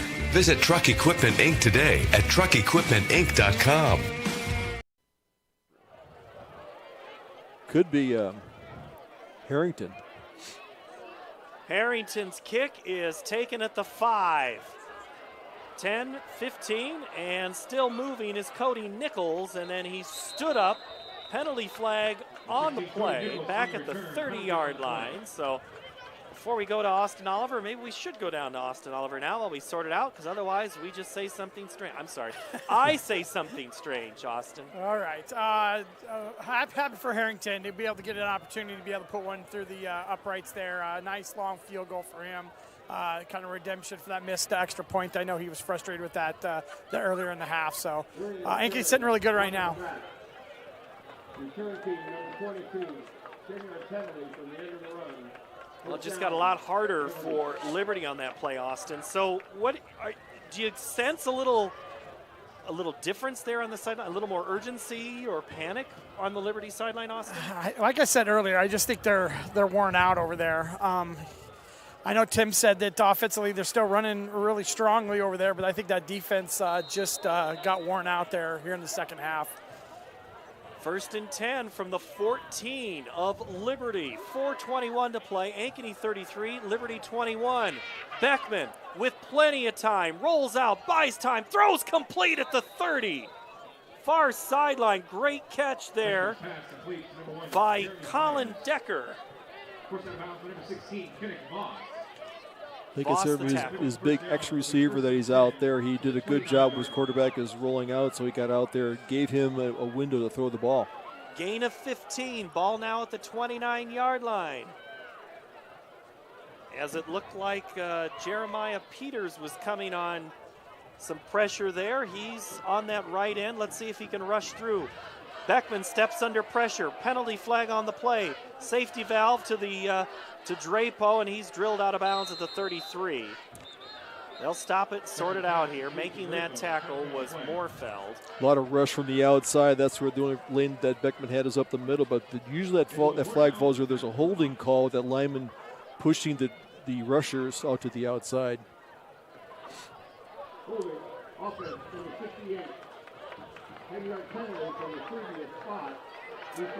Now you can say Julian Hernandez.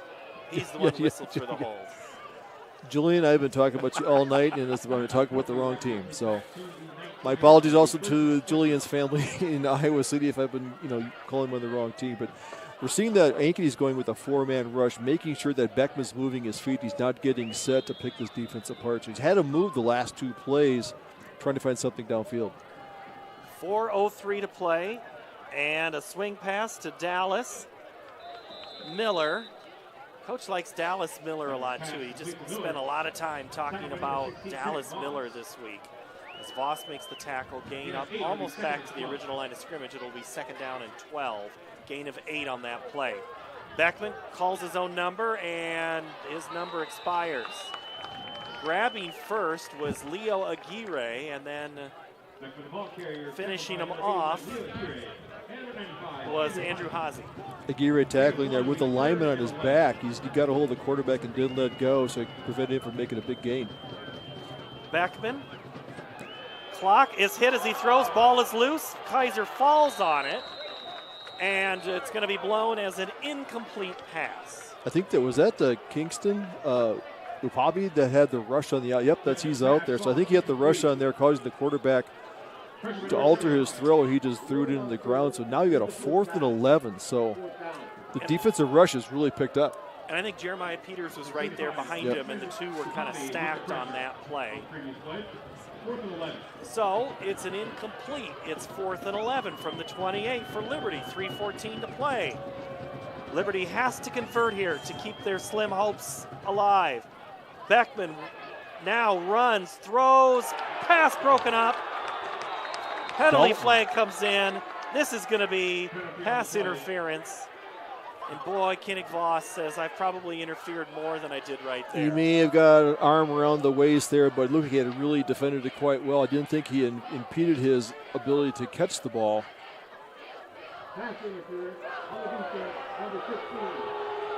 So Voss is whistled for the interference. Home crowd not happy. The big 15-yard variety there. Now is a 4th down play. Yeah. So, Liberty converts. Moves it up to the 44. Ball is placed at the 44-yard line. To keep this rush up is taking time off the clock. We're down to 3:08 in the game. Liberty with life. Beckman throws deep, and it's incomplete. Doherty was there. Morfeld was there. Good tackle there, Nolan Dalton, sorry. Yep, follow through on the tackle there. It landed on the ball, couldn't pull it in. It was a great throw down the middle. Dallas Miller was open for a minute. Took a shot there to the ground. Kind of Kaiser playing paramedic. Oh, we have a holding. I missed the penalty. I was too busy watching down on the field. Penalty flag comes in on the play.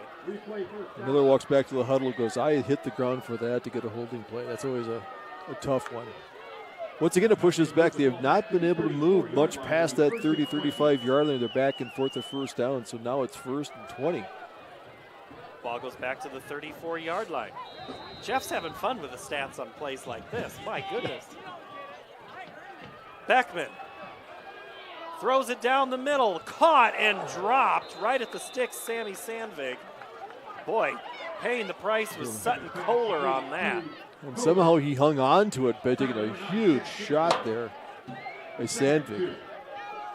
Kohler, tough guy to hold on to that one. He lines up in the slot. They go tempo again.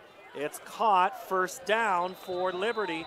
Colin Decker inside the 45 to the 44. Good quick tackle by Voss, but this will move the chains. But the clock keeps running. Now we're down to 2:36. If Ankeny give them the short stuff, let them go underneath, stay in bounds. Because it takes time, too. Beckman steps under pressure, throws far sideline, incomplete. He likes to throw between the corner and the safety. I think there's a little bit of a window in there, but that takes some time. That does stop the clock there. That does bring up 2nd and 10. Once again, completely going away from that run game that was highly successful earlier. They're getting 5 yards a pop. They pulled that out, gone strictly to a pass game.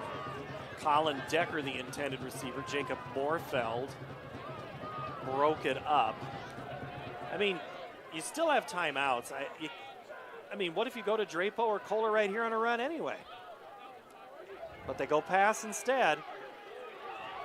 Beckman getting chased, and he is pulled back down with the sack behind the line of scrimmage. Manning Allen. What a great sack there by Allen. Been there to see the rotating players in and out, keeping the defense fresh. 3rd and 15 for Liberty. Beckman throws down far sideline. He's got a pair of receivers. It's caught, but out of bounds. Led him a little bit too much there. Got on the wide side of the chalk. Good pressure there, taking a shot downfield while it's out there. Chase Eisenbach caught it. And it'll be again a must convert for Liberty. We're under 2 minutes to play. Ezekiel Pinks is in there, the junior, number 31, playing outside linebacker, may drop back into a short flat coverage or may do a blitz there to bringing pressure to Beckman so he doesn't have that time. That was way too much time in the pocket that last play. If you're Ankeny, do you leave somebody back at the line of scrimmage here if you rush it real hard? Yep. That's kind of what they do. Beckman steps up, throws, tipped, and caught, and very close, and it might have been converted. Yep. Miller makes the grab on the tip, and it is enough for a first down for Liberty to the 34. Look like Drapo was doing a volleyball tip drill, setting it up for the spiker, but it was a tip to Miller. Beckman again works with a fresh set of downs, throws to a wide open receiver on that far sideline. Chase Eisenbach, complete, out of bounds, clock stops, 1:34. All 3 timeouts for Liberty coming down here, but once then the clock is still, they're staying underneath. That's a great job of the defense. Let them go underneath. That that was a fluke play they got there. So now you're getting it closer. You can take a shot to the end zone. And I think that was, watching the replay, I think that was a tipped Ankeny player had put that into the air. So the tip drill to the other team. Truly, we're playing volleyball. 2nd down and 5. Beckman throws down the middle. Doherty says he has it. The officials say no, incomplete. It'll be 3rd down. He almost had, that was a pretty low throw, but he did go for it. Beckman's pass falls incomplete. Broken up by They're keeping it back, and they're keeping Drapo back there for some blocking. 1:29 to play now. You always want to shadow somebody in the middle so that quarterback wants to take off for the middle. A rush in the quarterback's face always is a harder one to make a completion. So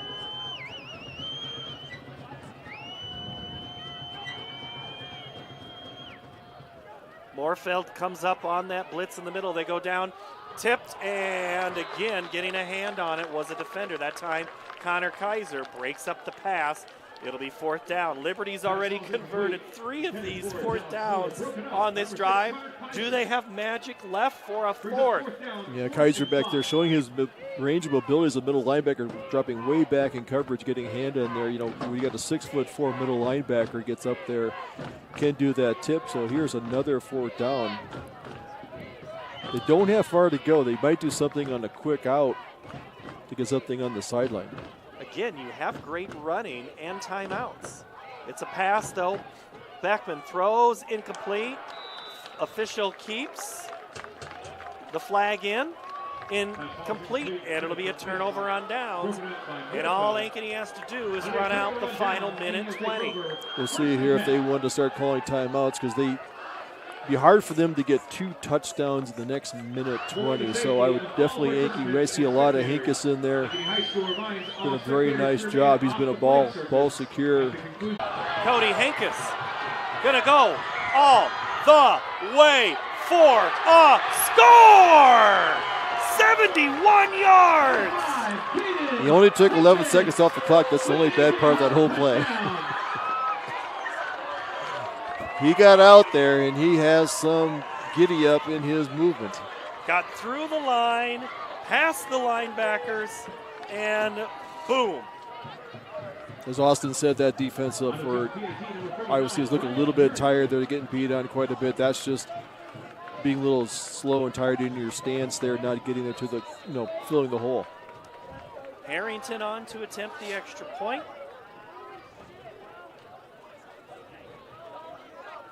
High snap, brought back down. That kick is up and good. Ankeny now puts 40 on the board over Liberty. 40-21, 1:09 to play. Back in a moment. Hi, this is Chris from Fireplace Superstore, and if this year is anything like last year, folks are going to be coming in early to get things for their houses. What you need is a high-efficient gas insert from Heat & Glow. Come in now and beat the rush, and Heat & Glow will help you out with some special promotions on gas inserts. We'll be doing up to $200 off on our gas metal inserts to retrofit into your drafty old wood fireplace. Come early, beat the rush. Fireplace Superstore, 109th and Douglas in Urbandale. New trucks are...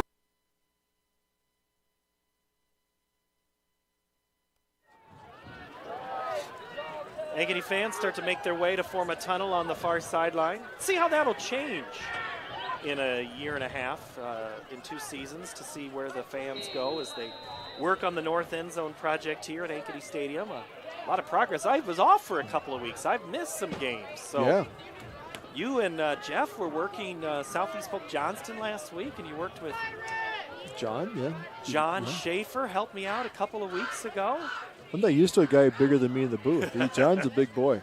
He could play. He'd still play some hockey if you let him. Liberty takes the return. That's Cody Nichols. He's got great speed. Bursts up to the 35. Return number 16, Cody Nichols. So Austin, return of 34 on the play. Austin, right now, Henkes has 21 rushes for 227 yards. You think he's worth talking to? Yeah, he's on my list here. So just broke the game open for the Hawks in the second half. Not much to be said other than that for Henkes. Just an unbelievable job tonight. So Liberty will come back out. They're giving scores here over the PA. The one of interest, really, this is the closest one. This was the closest one pretty much all night. Dowling ends up winning 29-0. PV leads Muscatine 38-14. Waukee Northwest puts 76 points on the board against Ottumwa, 76-14. We'll have Waukee Northwest and Centennial next week here on from the Ankeny crew at Ankeny Stadium. Handoff up the middle for number 19, Emlon Peoples with the carry. Peoples. Tackled by number 91, Nolan Oberbaum. 8:04 will be second and 6. So now Liberty with a couple of different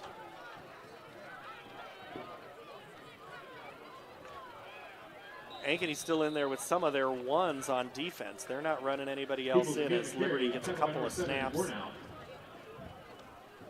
3rd and 2. And I think that might, they're going to run one more. They can run probably Reese one more Reddick, Yep. whose dad is on the coaching staff, former Wartburg Knight. Scott Chandler, the offensive coordinator, former Iowa Hawkeye. Didn't get a chance to mention that earlier. And James Harris, our head coach tonight for Liberty. But Liberty gave this one all they had for a great part of this ball game.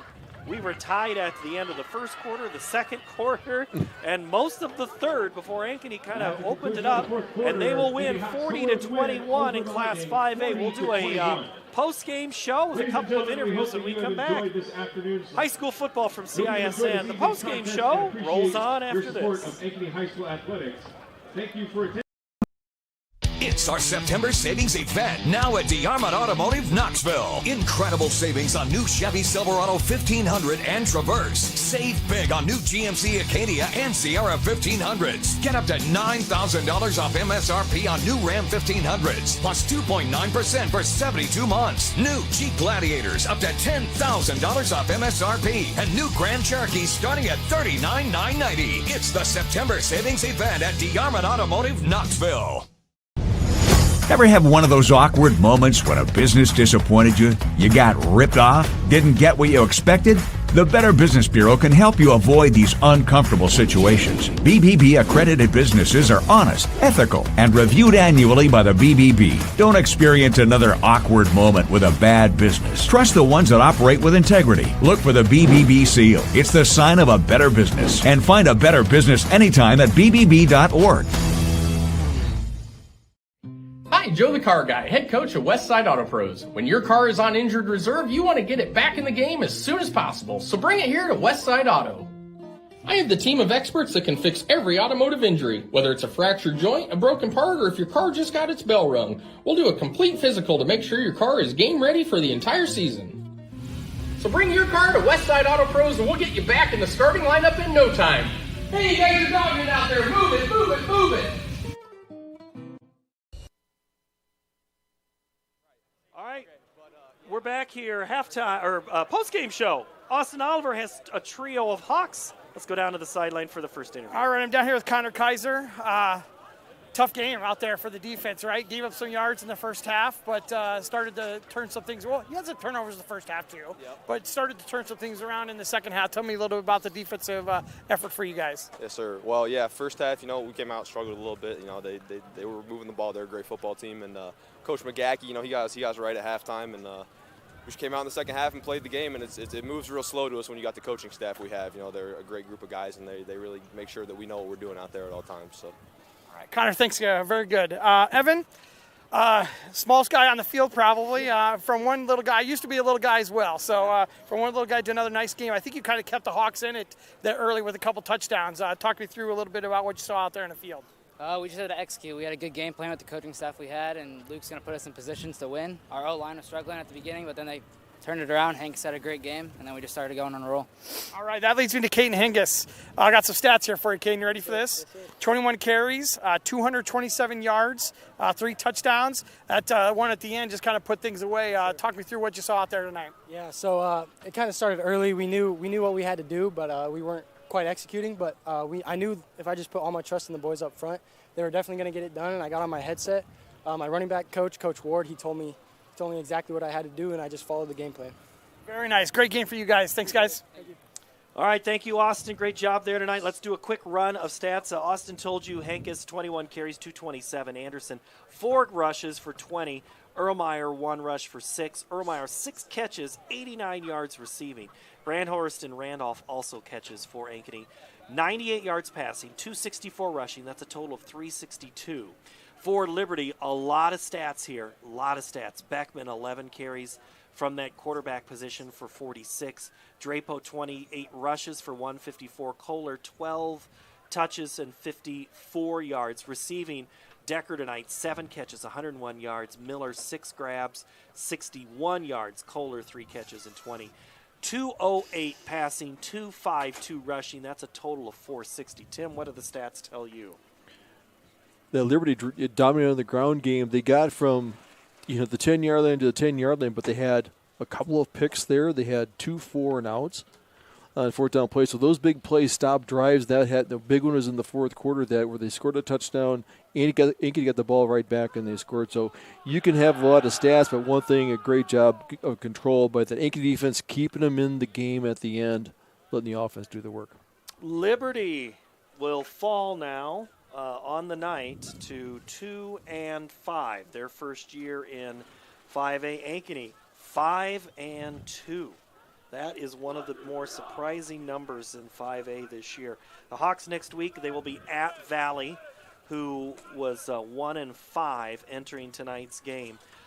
Liberty goes home. They'll host Waterloo West before closing it out against Cedar Rapids Jefferson. So, final score, Ankeny 40, Liberty 21. Our next broadcast is next Friday night. Centennial will be home for their regular season finale here against Waukee Northwest. There'll be a lot of eyeballs on that one. We'll have the call for you sometime as our pregame show will start right after 6, kickoff at 7. For Jeff Martens on Sports, Randy's directing, Luke is on camera, Tim, Austin, I'm Paul. Thanks for watching. So long from Ankeny Stadium.